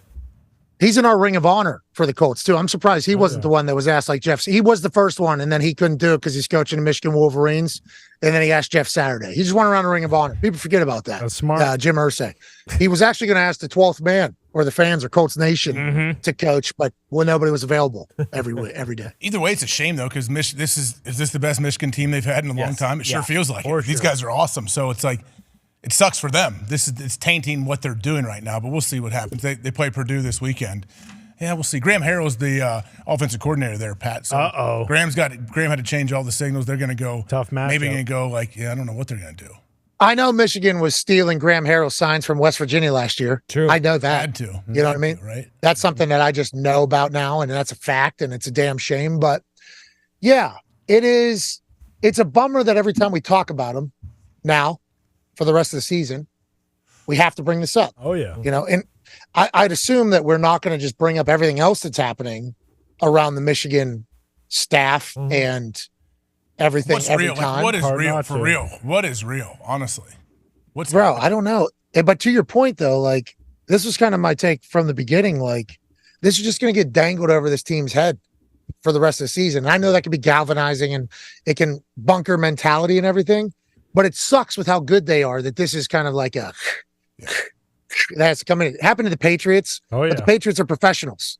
They're professional. This is a professional sport. This team, I guess college is now more like professional than it's ever been, but it's like these dudes last year weren't able to get the job done. Now they're back and they're playing better than they've ever played.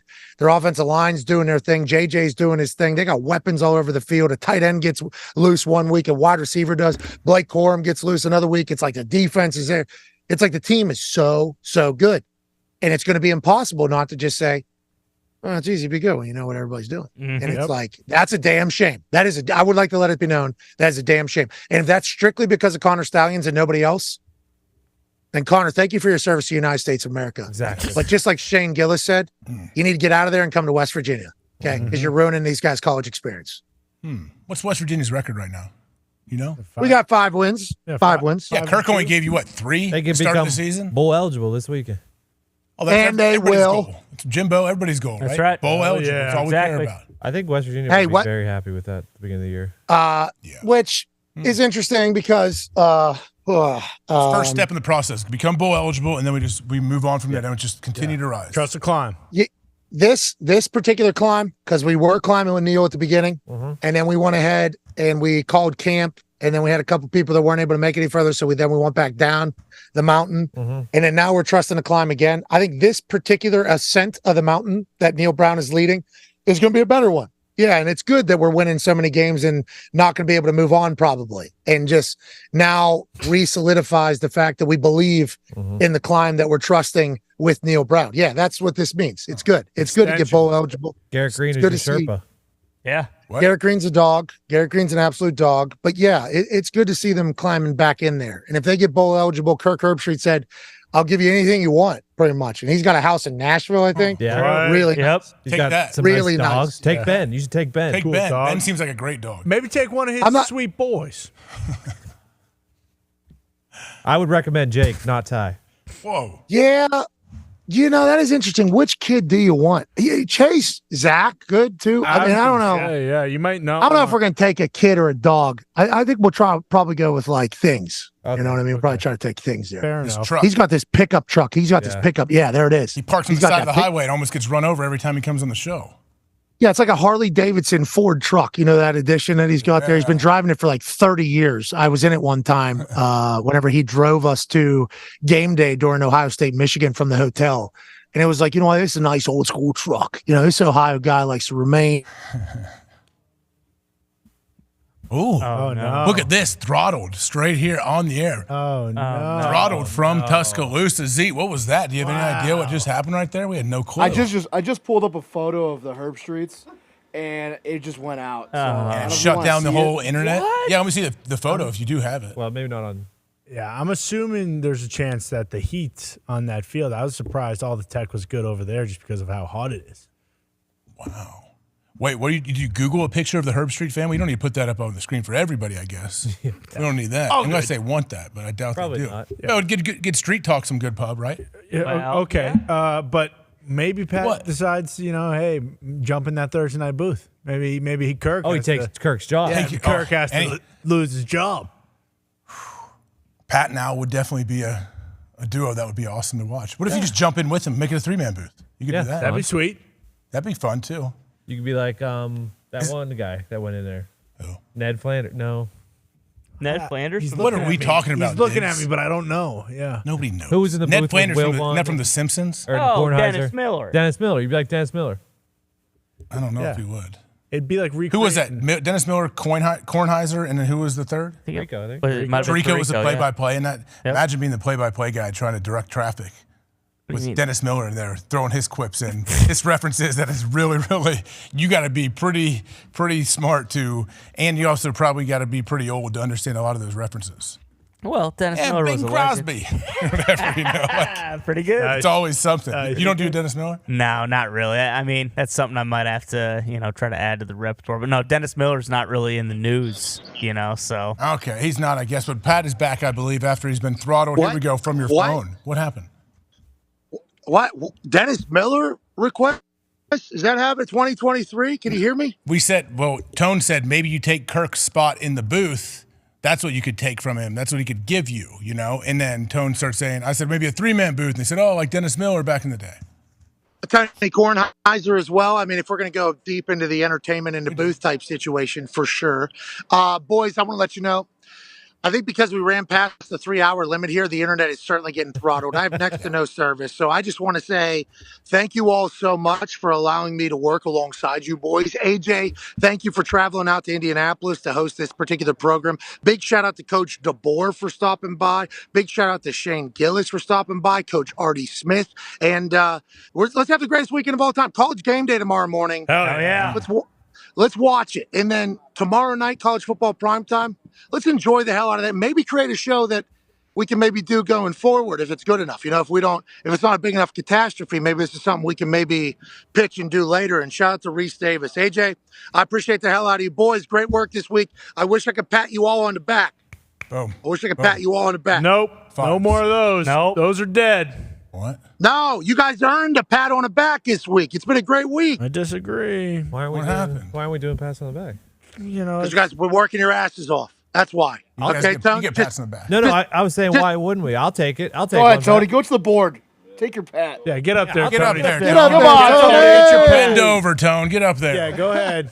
There he is. There it is. Nice. Get more. Get more. Nice. No, hold on. You Come got to on, get a little Matt. lower, Tony. Get a little lower. Just a little lower. No. What happened? You got to stand Where'd you up go? normally. You're out of Tony. frame, man. Where'd you go? Put your feet on the board. Oh, there he is. I couldn't see you guys. What happened there? Tone, get back up. He can see you now. Tone, get back up. No, you patted Tone right on his butt. It was perfect. Right on his little baby cakes. Hey, no ass pats, no hand claps. Let's just have a great day. Okay, let's just have a great day. Thank you all so much. I appreciate you. And once again, I cannot believe this is the case here. Hell yeah. Pretty cool. That's amazing. Brian Denny, Shout out to them in Alabama for doing it, man. That's awesome. So dumb. All right, let's enjoy the hell out of this life. Have an incredible weekend. Maybe the best weekend of all time. See you all on Overreaction Monday. Bye, AJ. Thank you, buddy. All right. Bye.